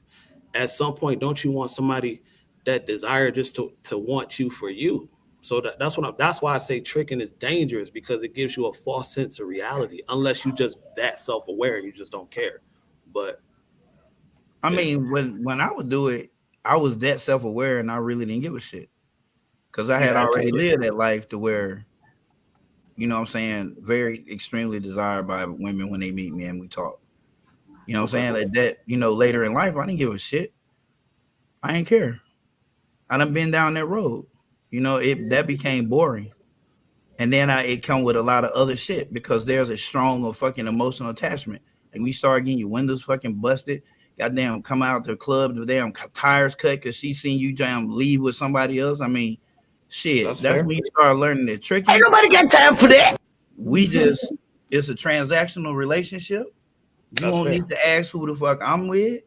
I ain't gonna ask who you with. I did this, you did that. Let's keep it like that and keep it pushing. But at any point you want that long term, hell, you got it. You can get it. Yeah. That's where it come from.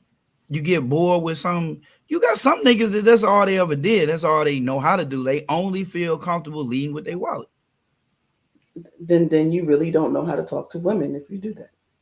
Exactly. Right. That's why you have this whole incel movement now, because you can just lead with your wallet. That's not real. That's why so many dudes will sit up in the house, and then when the money don't work no more, when she don't want the money no more, you be ready to slap everybody in her house, and you upset. That's what I'm saying. That's what trick, especially when dudes start off tricking young. It's not real, bruh. It's not real. You're gonna get disappointed. Money, yo, I don't know. This tricking thing is crazy to me. I don't know. Look, CK, just trick a little bit, just a little bit, just a little. Listen, I'm not a fan of like bars and clubs and all that. So I feel you. Yeah. the whole You ain't gotta go to no damn bars and clubs. I promise you. Tell them what you did for your birthday. Yeah, I went to my favorite lounge and read my book. All right. Oh my gosh. That's real shit though. That's good. People there, like because it's obviously a quality of woman. I'm trying to direct my life where I need it to go. Yeah, I feel you. So you brought Barnes and Noble to the club. Yeah, he's focused right now. I know he's focused right now. I know he got other stuff he got to get mentally right. You shouldn't be thinking about that until after April, right? Hey, CKQ, that's some fly shit. If I was single, I would probably borrow that tactic. I never even thought about that, because that's probably gonna throw some women. That's probably gonna throw a broad off. That's some fly shit. If you ask me, I think you should do a whole video on that. You know what I'm saying? Because it'll probably intrigue a female. Be like, what this motherfucker reading about? The first player rule when you got game for niggas who got game, is to separate yourself from the pack. Yeah. What the fuck do you do different? And I was always be able to separate myself from the pack. When I was overseas, I spoke the fucking natural language there fluently. So I was not like every other black dude that come in the club. They couldn't talk, I could talk. And that separated me from the pack. It gave them something, interesting conversation piece, because we having conversation in their language. Separate yourself from the pack. So the whole book reading thing inside of a club, as fucking weird as it looks, you separate it from the fucking pack. That's gonna make that girl come over there and just sit down. So what are you reading? They want to know why the fuck are you reading in the club? Right. Even dudes gonna want to know, like, what is he doing? Difference. Like this, I'm up in this bitch fine as hell, and this nigga over here reading a goddamn book. Hold on. You with him? No, but it's girl, goddamn. Maybe I'm gonna go read the book with him. I mean, it's all kinds of conversations that are spent off of that shit. But here's the thing. I just want to get out being 6'2", being in shape helps, because if you look like fucking mini me, the bitch ain't gonna care that you reading the book. You could be reading the damn Bible and she ain't gonna give a shit. Nope. So you're right. Like, you need to read a fucking book. How about you sit on that book? I've gotten very lucky with how my life has worked out. Okay, for a guy that never really paid attention to much, it's worked out in my favor very, very much. Yeah, but I mean, CK be getting that random expeditions type of stuff, just randomly just thrown at him for. Yeah, that really has been my life. It's like, look, I get it. I'm here. All right. I get it. I get it, CK. You just stunting on us. Like, yo, I go to the club and read a book, and it just flops right in my lap. A golden straw. You think my level is stunting? A golden straw. I had to work for this shit, man. Nobody knows. Every single day, okay? You know how many no's I had to get to this point? You just reading books and stuff. I'll tell you what, though. I'll take natural desire over tricking any day of the week. Yeah. It just feels better. It really do. It just feels better. and working yourself up. I mean, tricking is cool if maybe if you're married and you're trying to, have your wife blow up your spot and all that kind of stuff. But as a single dude, hell no. That should make you want to get out here and compete. To me, I have a question. I probably should have asked this 10 minutes ago, but what is tricking? when you giving a woman money for her time and sex. A guy would Oh, say, in "Hey, exchange, if you're giving women money in exchange, particularly for sex." Okay. Like a guy would meet you, Ebony. That's all you knew. Yeah, a guy would meet you, Ebony, and be like, "Oh, I see you have some nice pillows. I know I have a gift certificate to Bed Bath and Beyond, and I got like he's just doing too much. Like he's noticing everything that you need and providing it and exchange for attention in the box." So what's the difference between tricking and simping? There really is none. Yeah, it's a simping is they giving out money that won't even touch the or smell the pussy. That's tricking will they don't get they never will meet up with. The only difference is one is more self-aware than the other. Oh, okay. That's pretty much one all of them. it They is. know what they're doing. They have a strategy, but simps exactly. One is more self-aware. That's it. Yeah, simps is just hoping, just praying to the gods if something to happen. Like with a trick, the money ain't coming out. Like the big money ain't coming out if there ain't no understanding. Like we gotta have that understanding. A simp, they will just keep hoping that you bring it up. Like a brother would be like, "Yo, I got this movie that you like. Do you want to see it?" And and a trick will pay for that just to get access to get into your place, right? A simp would just say, "Hey, I got this movie. Do you want it?" Oh, yeah. Like not with no effort for any gain. It's almost like asking instead of taking. I can drop it off in your mailbox if you don't feel safe about coming downstairs. I know you never met. Yeah, sure. I can. Oh, drop 90 it off days. I don't mind waiting 90 I days. even have the sequel. I'll drop both of them off. You can have both. No strings attached. Yeah, it's okay. The red box, just drop it at any red box that you find. I know you have 4 kids by 4 different men, but I don't mind waiting 90 days. I don't. I'll wait a year if I have to. For you, it's worth it. Great examples, you guys. But it's like crystal even with clear now. CJ's example, a trick would be like, what you need for them 4 kids? Like, how much money do you make? Like, what do you do? They're gonna ask questions like that. Because once you find out your financial status ain't where it needs to be, like if you tell me you a waitress at IHOP, nigga, you got 4 kids and another baby daddy in your life paying no child support. Oh, you about to get fucked. That's a whole fact. Yes, you gonna get fucked. It's happening. Like I would never do that. Goddamn lie. Maslow pyramid of needs tells me different. Yes. My God. When a woman looks at a man as a trick, does she respect him? No. Well, no, she doesn't. But he doesn't care. We're not. Just remember now, if she looking at him as a trick, that makes her a what? Right. A prostitute. Yeah. So that's why she don't care. All right. So he sees her. So you got 2 people who don't give a fuck. All we care about is what's going on in our life. I am up. I want some sex. She is broke. But isn't that the world now, though? That's the way the world is now. That's always been the world. Yeah, that's what. Now a lot more publicized. Yeah. But being a trick, you're just more direct with your tricking. Yeah. Like John, he's a self-aware trick. So he's gonna let it be known that I want this in exchange for this. That's just a self-aware trick, and there's nothing wrong with that. So, yeah. Yeah, but there was an intent. There was an intent. No. I'm going in there. Because like the Pookie and the Ray Rays, they get girls who have jobs and monies. Because the girls who broke don't fuck with them. Yeah. They ain't got shit to do with them. They don't even talk to them. They don't fuck with them. They don't talk to them. If Pookie and Ray Ray got to pay them because they gonna be a side hustle, like a setup. Get a nigga who do got money to come to the hood so they can rob his ass or something like that. But Pookie and Ray Ray, girls ain't fucking with Pookie or Ray Ray. They ain't studying Pookie or Ray Ray. They want the dude who's got some money. Point blank, end of discussion. They don't give a fuck what you look like, shape like, none of that.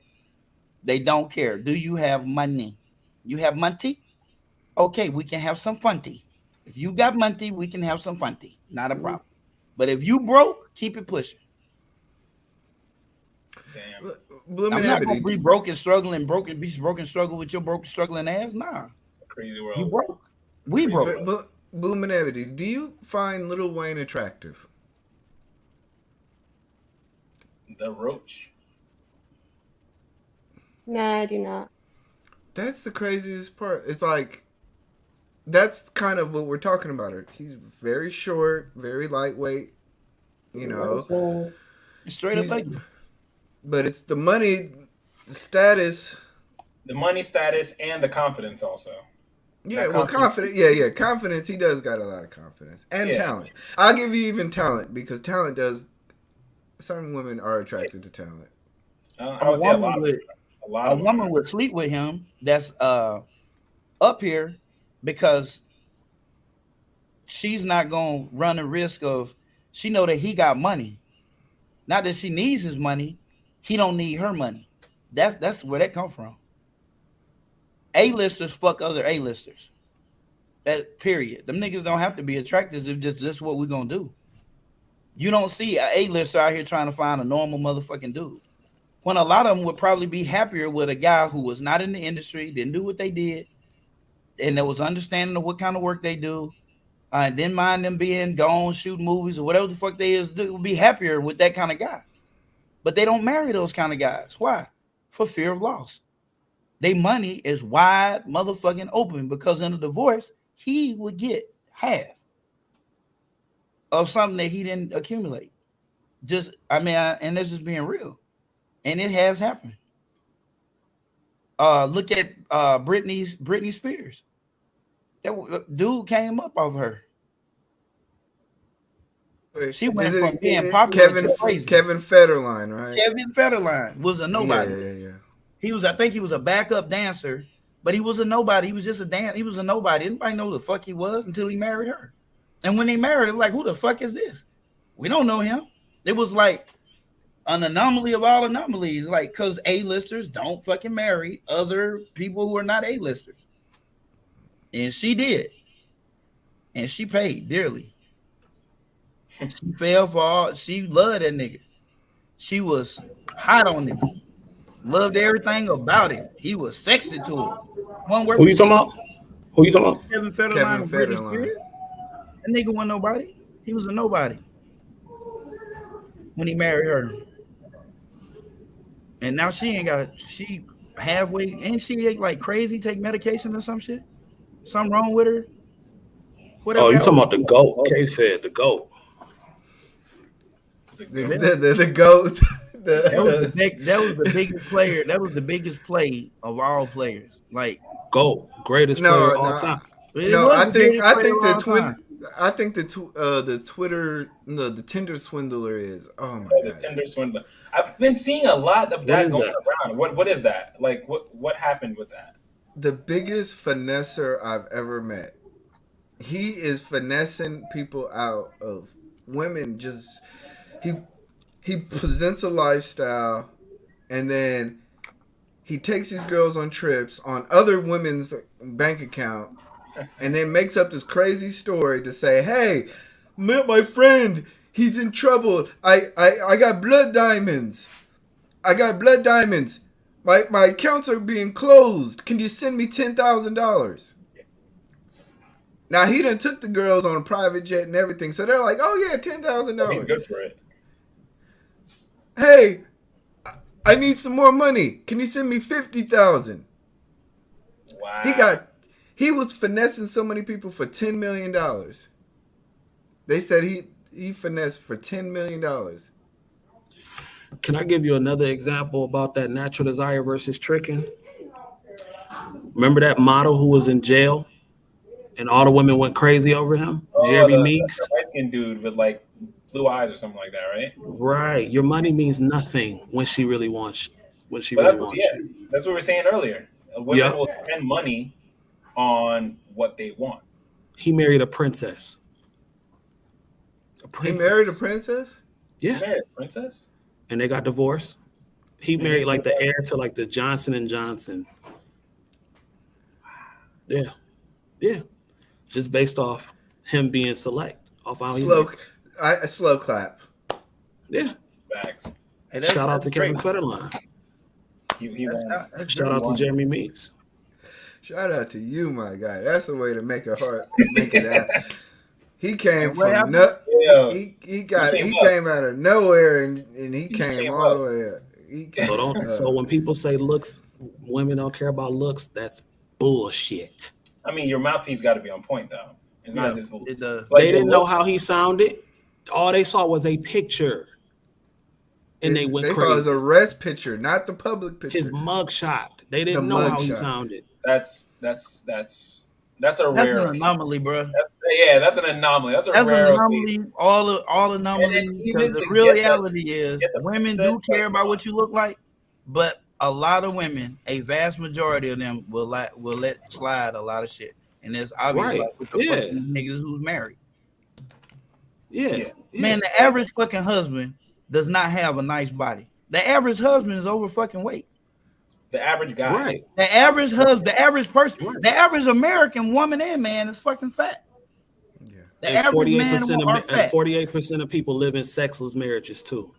Yeah. That is it's a reason. Hey, but It's a reason for that. I'm working on this, man. Same thing. Got to get these guns back, you dig? I want that desire. Fuck that settling shit. I feel you guys. I feel you.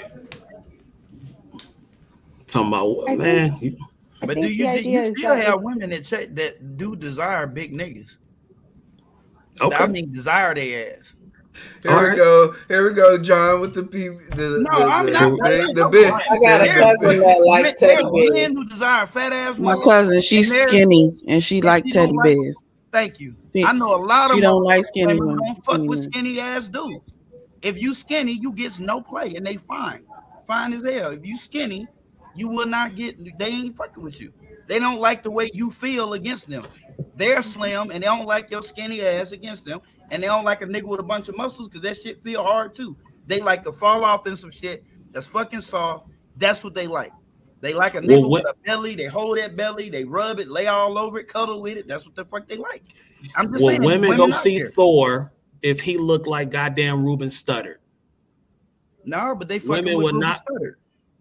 Saying everybody, but there are people like that, like big women, just like a. That's why he came up with that. When's the last time you seen a millionaire married to a fat woman? That's a man. That's a man, though. Yeah. But that's what she just said. But that's what she just said, though. It's a But lot there of are women. men that like big women who, I big see. women who Is have it a lot? like channels, and I'm just Not a saying lot. there's section. There's there's section. I would Just like say there's a a lot. section There's for big pockets. men. I There's mean, pockets. And there's some people who like sniffing toes. I'm That's just saying with anecdotal. with that whole big man shit, it's a lot different. It's a lot more women like them than you think. Yeah. I'm telling you, that fucking number is a lot higher than what the fuck you think now. It's Because a it's lot like higher than what you the think. gym I was training at. They did there a was this one, survey. like, bad Okay. Italian chick, and she was women she don't was look like her boyfriend at the time became husband later. Like she was in a gym full of men that are all 6-pack, fucking bodied out. Her man was just like flabby, straight. Like she didn't want the abs. She didn't want any of that, and she was bad, bro. She was I would say a 9, very close to a 10. 'Cause you don't have to compete for a man like that. That's why. She didn't want any of that. She did not You don't have want to any of compete for you don't have to compete. He flabby, a dad bod. That's bullshit. That's bullshit. They done did research on this shit. I shared the results with this nigga. I'm talking about the women that were surveyed were fucking good looking ass women, bro. Some of them were fucking models. They prefer to do what because a woman is naturally insecure. They don't want a fucking nigga who worried about what the fuck he look like all the fucking time. They don't want that. 2, he gonna give That her sound like attention settling that to she me. fucking wants. And women can get turned on not just by physical attraction. You can touch a woman the right way, I be around understand her, that, bro. and she will I get get wet that. for you, like order to get turned on by you. And 3, you motherfuckers was better in bed. John with his big guy piece Dog. essays. It's Y'all not be me. killing me. Like that's great, bro. Bro, Like, I didn't do the fucking research. We do this every time, John. But I'm just telling I'm you. messing with you, John. I'm just telling you, bro. I did not do the fucking research. I was actually shocked by some of the fucking findings. I was like, well, goddamn. I cared about what the fuck I was built like all these years for no fucking reason. I mean, for yourself, for your self-esteem as a man. Nah, because I had to keep up with the So, motherfuckers all right, hey, when I was in the Ebony. military. So, do you like fat men? Do you find fat men attractive? No, not obese, but not obese men. But I think so. I heard about the same survey that I think John's talking about. They basically asked women, who would you rather have sex with and who would you rather marry? It was a man that was very fit, very muscular, and a man that had more of a dad bod. You're not obese, right? But not no abs, maybe a little bit of, yes. And they said they would sleep with the muscular man, but they would marry the man with the dad bod. Damn, And that that's was a super shame. interesting. But the thing is that they're right where they're saying women are a bit different when it comes to what they're sexually attracted to. Thank you. Right? They're sexually attracted to, but I'm saying like in the long term, what's sustainable could be the man with the dad bod. Because they're gonna feel more, because they're able to be more vulnerable with him. Getting like, yes, you're gonna get that dopamine rush from just being with that slim fit guy one time, but over 50 years while your body is changing, it may be kind of hard for you to be vulnerable with a man that's. He's gonna be more of a threat to your But fucking why? life than you. But okay, but you, like you just said, Ebony, you say it may be hard to be vulnerable because what? Like vulnerable in terms of like sex, like being naked, being nude with this man, knowing that you have some imperfections, but he's perfect, right? And he's fit for all these years. I'm not saying this is for every single woman. This is this hypothesis. They're trying to understand why the data came out this way. And it came out that it could have been because of insecurities. It makes sense because there was a friend of mine that was on prior, Kristen. She used to be a model. Oh, And I she was miss just like, Kristen. she wouldn't date a model because she was just like, one, I know what it takes to be in the gym all the time and have to do all that.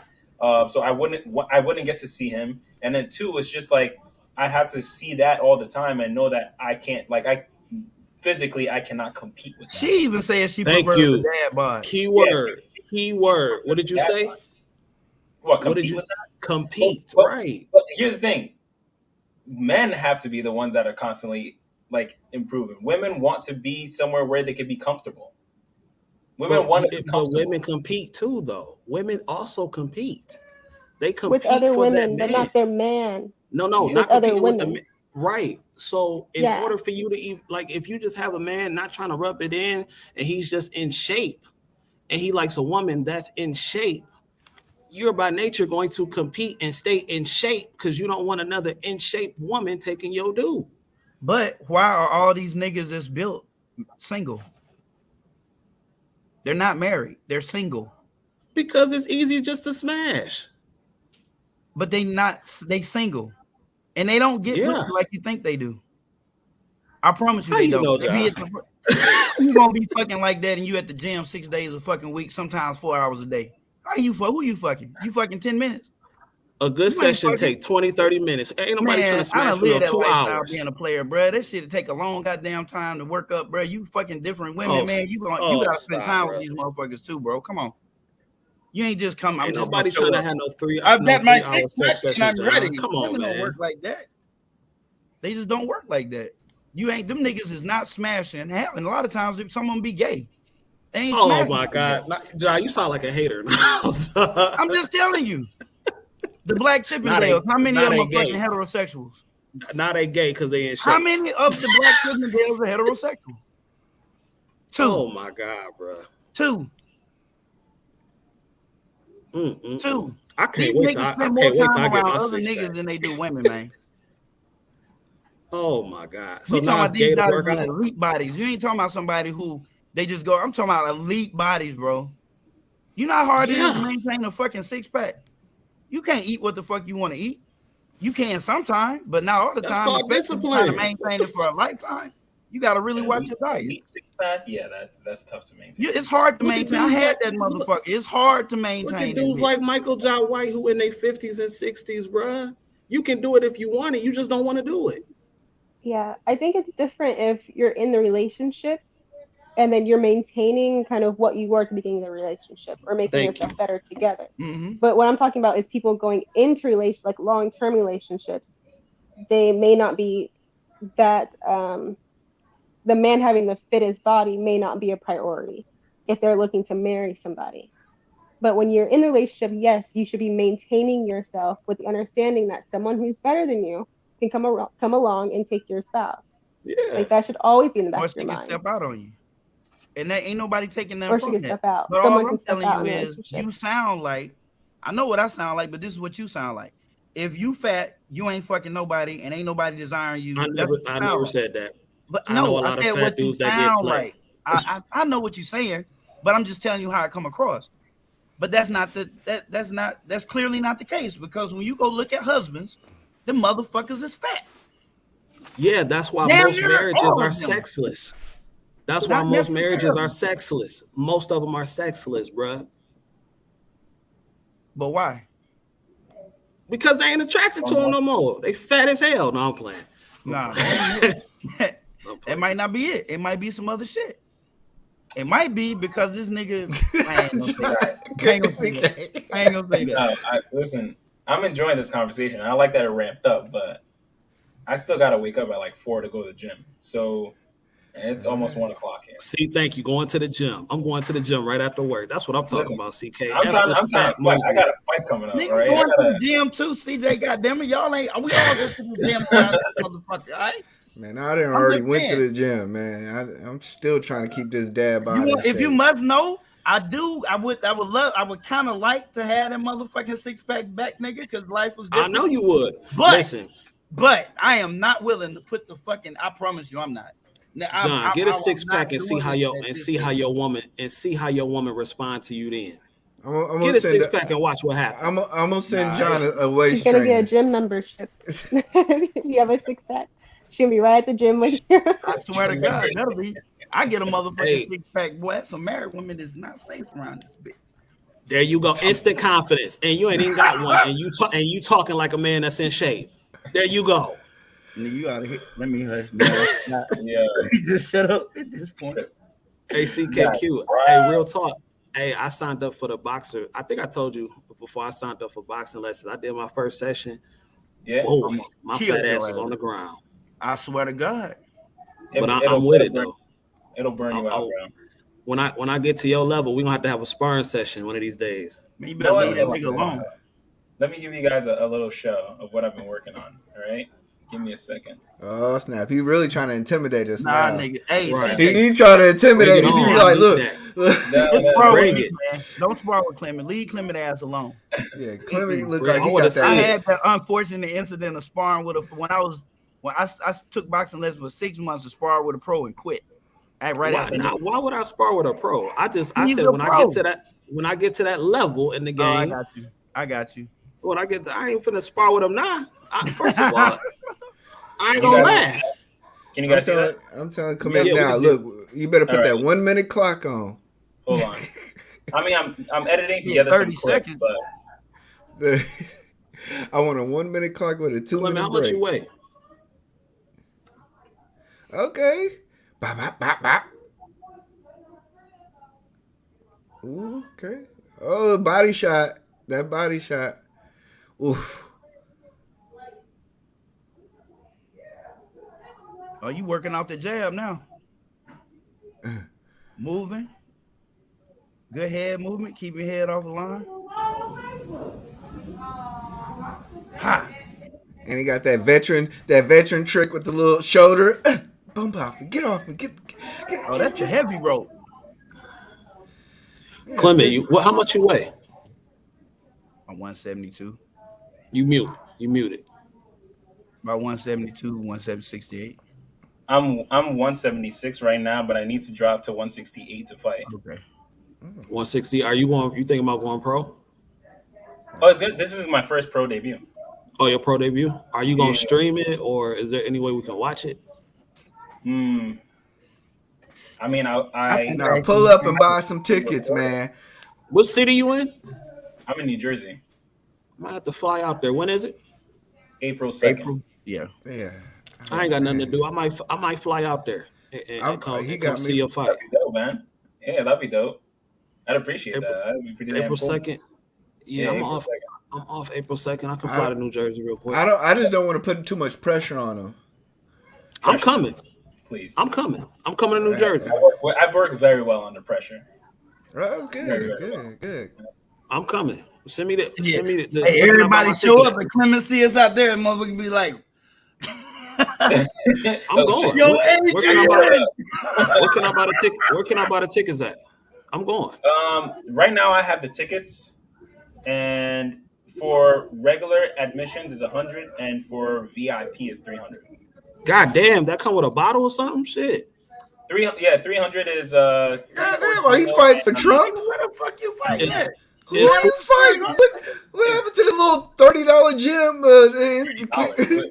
Listen, guys, it's going pro. Okay, come on. I mean, but it's like no, we got to support black business. I'm with it. Me and Didi gonna be there. Shoot. Honestly, I didn't expect it to be that like crazy, but that's what it is right now. General admission is 100, and VIP is 300. But VIP comes with 3-course meal as well as all you can drink. Ooh. Yeah. Cool. We might do that. I might do that VIP though. Hold on. What's that? Do I just cash app you the money? Yeah, I mean, if you have Venmo or Zelle, that'd probably be better. I got Zelle, I'll just hold on to a ticket for you. Yeah, just hold on to 2 for me. 2? Yeah, me and Didi gonna come. I'm for real. I'm coming April 2nd. Hey, what airport? What airport's good? I mean, I believe that there's a Newark airport here, so if you can make it to Newark airport, that'd probably be a lot closer. Okay. Just hurry up and get an Uber. Have an Uber waiting on you when you get off the plane. I ain't He said, hurry up and have and don't arrive at night. So what's a good hotel around that area in Newark? Nowhere in Newark. Nowhere in Newark. How close are you to Atlantic downtown City? Newark is coming up. They're building downtown Newark up pretty well. I'm actually thinking about buying a house around that area. But Really? They tore the projects down yet? no, Newark is still a project. But I think within the next 15 years, Newark is going to be a good spot. I'm not going to lie to you. That's why I think I'm going to purchase a property there. But how far is Atlantic City from Newark? Oh, Atlantic City is kind of far from here. I would say I'm probably like 2.5 hours from AC. Oh, okay. All right. Yeah, I'm gonna pull up in Newark, and you said that's on a Saturday. That's gonna be Saturday, yes. Cool, and then we'll just go on a cruise right after that. So yeah, we'll pull up. Yeah, I mean, or if you want, you could drop into JFK, but then you'd have to get a trip into New Jersey for the fight. But then JFK, you're gonna be in New York City. It's gonna be a lot more. You know what I'm saying? No, we can go to Newark. I'm gonna just have to find a cool little spot, and I'll text you just the info. So I'm coming. Damn, cool. You're gonna have to show me some lessons though. I need a lesson. Listen, you come to my gym. You saw the gym I was just in. Yeah. Yeah. But yeah, that's my little clip. I'm editing together a couple little clips to show to my company. Because we have a little newsletter article that goes out to everyone on our work phones every week. So when I spoke to the boss, and he was like, "Yeah, you could advertise it there." So I'm gonna put together a little clip and everything like that, show it to everyone, and a lot of people in a 400-person company, and so I think it's gonna be dope. But yeah, that's Is that me. the same dude you was sparring the first time? No. Okay. No. It ain't shit to fly to Newark. Newark? Yeah. Yeah, it don't cost nothing. I just refuse to fly Spirit and I'm damn near done with Southwest, but I'm You Delta trying to hang in there spoiled with me. them? Delta spoiled me, man. They gave me some peanuts, and I was happy. That's all I fly is Delta. So a round trip from Newark to Detroit is $354 for 2 people. That's cheap as hell. I was like, I get a movie on this. But it's only an hour and a half flight though, so that's why. And it's a short flight. Yeah. Yeah. We gonna pull up. You better not lose. You better not lose. I need you to win. Lose. I need you to knock the motherfucker out. Well, see that one, I'm like, I'll go for a knockout, maybe a TKO. I've TKO'd people before. I've never fully dropped someone completely. In boxing, in Muay Thai, I did, but not in boxing. So you know Muay Thai and boxing and Brazilian Jiu Jitsu. See, and that's why I need to hang with people like Clement because, if we get into a Scrabble, I know he good. You know, all my other homies fat and out of shape and think they ain't got to do nothing. So they get their ass when I'm playing. Listen, most of the time people aren't going to want to start a fight with a guy that's like 6'1", 6'2". Okay. Do you know people that's in karate? Do you know? Or have you karate? Like, jiu-jitsu. Oh, Brazilian Jiu-Jitsu? Yeah. Not Brazilian, but just Jiu-Jitsu. Jiu-Jitsu? Yeah. I mean, John. But other than John knows my stepdad. John, you do Brazilian Jiu-Jitsu? If you knew my stepdad. For real? No. Yeah. Personally, I don't know. I used to do judo as a kid. I can count to 10 in Japanese. I know Mexican judo. This nigga. I know her stepdad is Sugar. It's called Sugar Rule Jiu-Jitsu. Man, that motherfucker's something serious, bro.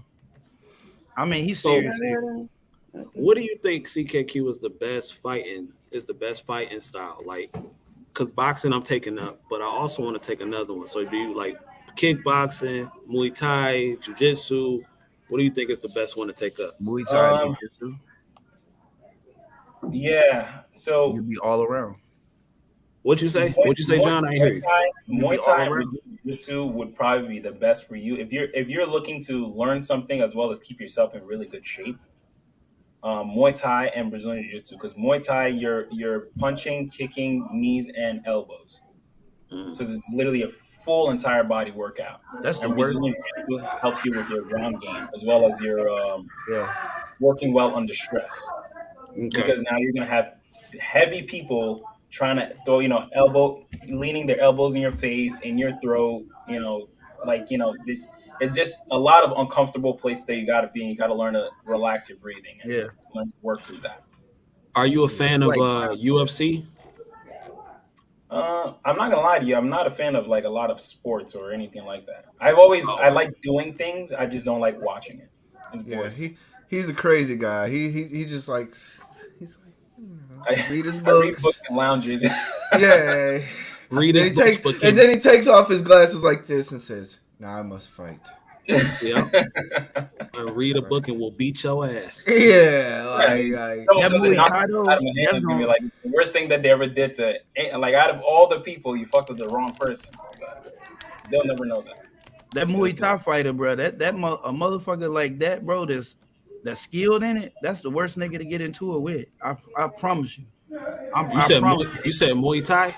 Fucking right. Muay Thai would tear a street nigga ass up. I don't give a fuck how tough he thought he was. You got a lot to deal with, bro. A lot to deal with. Knees, elbows, that shit hurt. That shit was wide open. Muay Thai is very, very good. Like they got around here, the Gracies, they train around here, and the Gracies got like Muay Thai, boxing, kickboxing, all that. I'm for real. So I'm about to sign up. I think Muay Thai and Brazilian Jiu-Jitsu for the regular person will be very, very good. Very effective.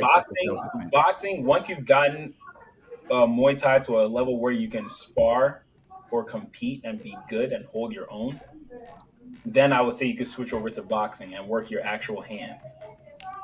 So you said Muay Thai first, then boxing. Muay Thai first, then, in my personal opinion, that's how I did it. Muay Thai first, then boxing. Muay Thai because you're gonna get sparring as well as you're gonna get comfortable with punches coming at you. but you have a lot more coming at you with Muay Thai. And then when you transfer over to boxing, now it's strictly much faster pace, much faster pace, but you have less to like deal with. That's So what's now, up. Hey, Yeah. that's the competition I'm talking about, Clement. See, it's just you doing what you're doing that motivated me to even get into boxing because I saw you and you was looking fly with that shit. I'm like, damn, I need to know how to beat a nigga ass for real too. Like on a Man, Delta lethal on. playing with me, man. They doing too much. Yeah, go ahead. Yes. So I just, that's what I'm talking about when I say competition, not necessarily trying to be your adversary, but damn, doing what you do, you've inspired me to step my game up. Yeah. You dig what I'm saying? So that's all I'm saying. Steel sharpens steel. And it's important to be around people like that. So yeah. Nah, appreciate that, man. Yeah, listen. Any way I can help, ask me. Clement was the reason I got back in the gym. For real, talking to him every day. Then all we talk about was fighting. And then I had an incident where I helped somebody out, and I was like, if this nigga was stronger and had an ounce of skill, it would have been over. He would have turned this shit.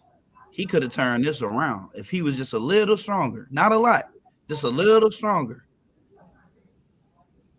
He would have turned it around. Now he'd catch these motherfucking hands and feet quick, fast, and in a hurry. But back then, I didn't realize how bad out of shape I had got. Hey, Clement, don't that make you feel good as a man knowing that you can handle yourself if something was to happen? Oh yeah, I think that's why whenever I've walked into anywhere, like that's why I guess I never really looked at. You know what? That's the only way I size other men up is when I walk into a place like, okay, if I had to fight any man in here who would give me problems, that I would say that's how I size people up when I walk in a room. That's natural competition, bro. He'd be looking at him shadow boxing stuff, and he'd be like, "Oh yeah, he's low." Nah.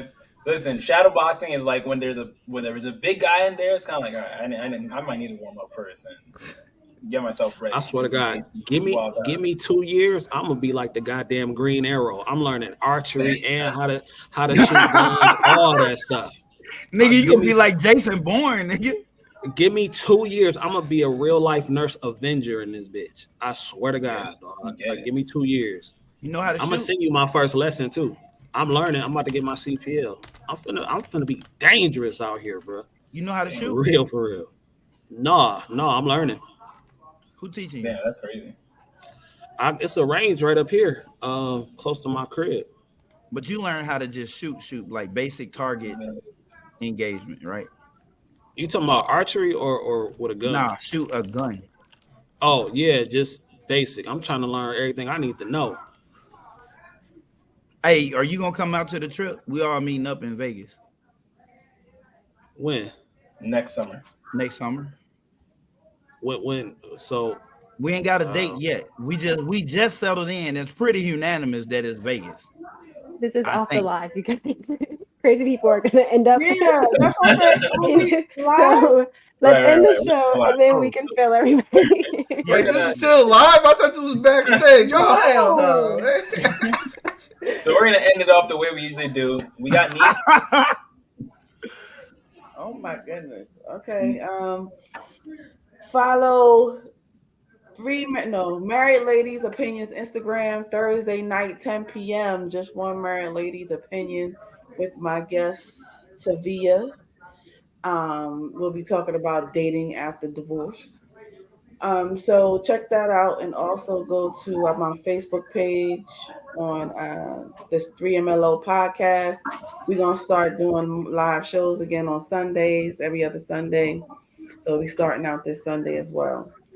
Thank you, CKQ, for your support. And if you need some promo videos, hit me up. You got John. Hey, what's up? I'm back trading on the heavy pace now. I'm gonna drop another video. I already made the video, how to make money when the market is going down. I just gotta do the edits. I'll publish it soon.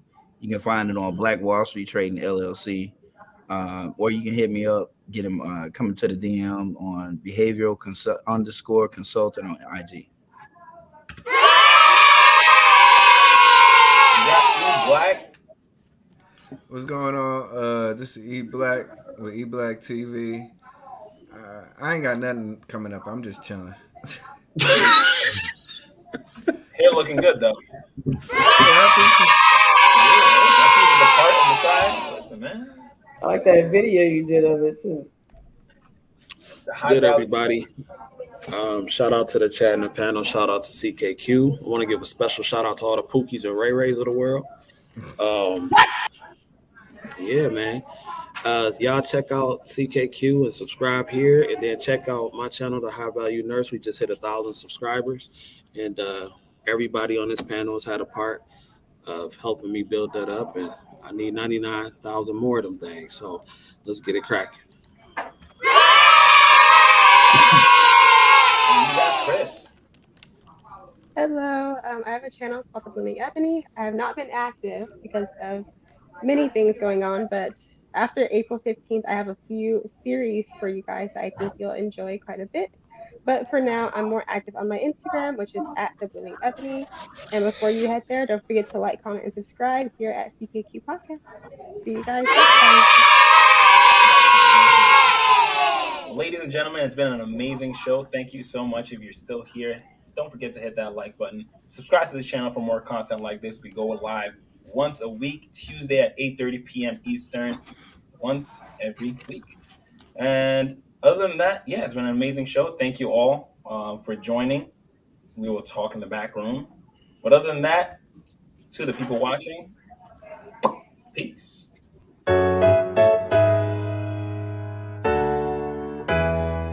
If we're doing everything right, I think we should be vetting our lines, like go to their parents, go to their fathers. They know they shouldn't have let me start speaking my mind in the booth, start speaking the truth. Might get shot. I think you're just saying, okay, actions have consequences, and I'm not going to support this person's actions. Like, you don't have to cancel them and say, like, I'm never, I hate you. Innocent lives have to die. But the whole thing is men are I also. That man was on the other side doing the exact same thing, and his decision with his eyes was to walk away. Inside your soul. Now we can paint the perfect picture without belittling each other, because under God's system, we are equipped to handle that responsibility, but not every man is fit to handle that responsibility. I done seen Flint, Michigan, and it's just being cities. They pissing in project buildings that got a roof that leaks, resulting in missing ceilings. Hard to sleep. Children going to schools dealing issues deep. So I think society does make it more difficult for short men, but I don't think that it's impossible that they could find someone. And expecting you to do your part. It ain't hard to see they trying to keep black in the back, just like Rosa Parks. Cops shooting blacks as if they get a token from God. School rob you with needed resources. Is the weaker vessel and the more vulnerable. Absolutely, 100%. You don't look at the man like, oh, poor son, you were violated. No, you like, right. And nobody. They shift my stick like some cars. And when you're lonely in your darkest thoughts, come, I know it's hard, but God shines his light on all I play their part. And it's the start. Put myself in a situation where I can only rely on a man. Like if I'm married and being a stay-at-home mom, I need to have a backup in case anything happens. I can't only rely on him. You know what I'm saying? A flower will grow once you plant the seed inside your soul. Poet, and the best part of me shows it. Here to speak the message of what is known, but not what it takes. Expose it, listen closer as I take you on a mental path. See the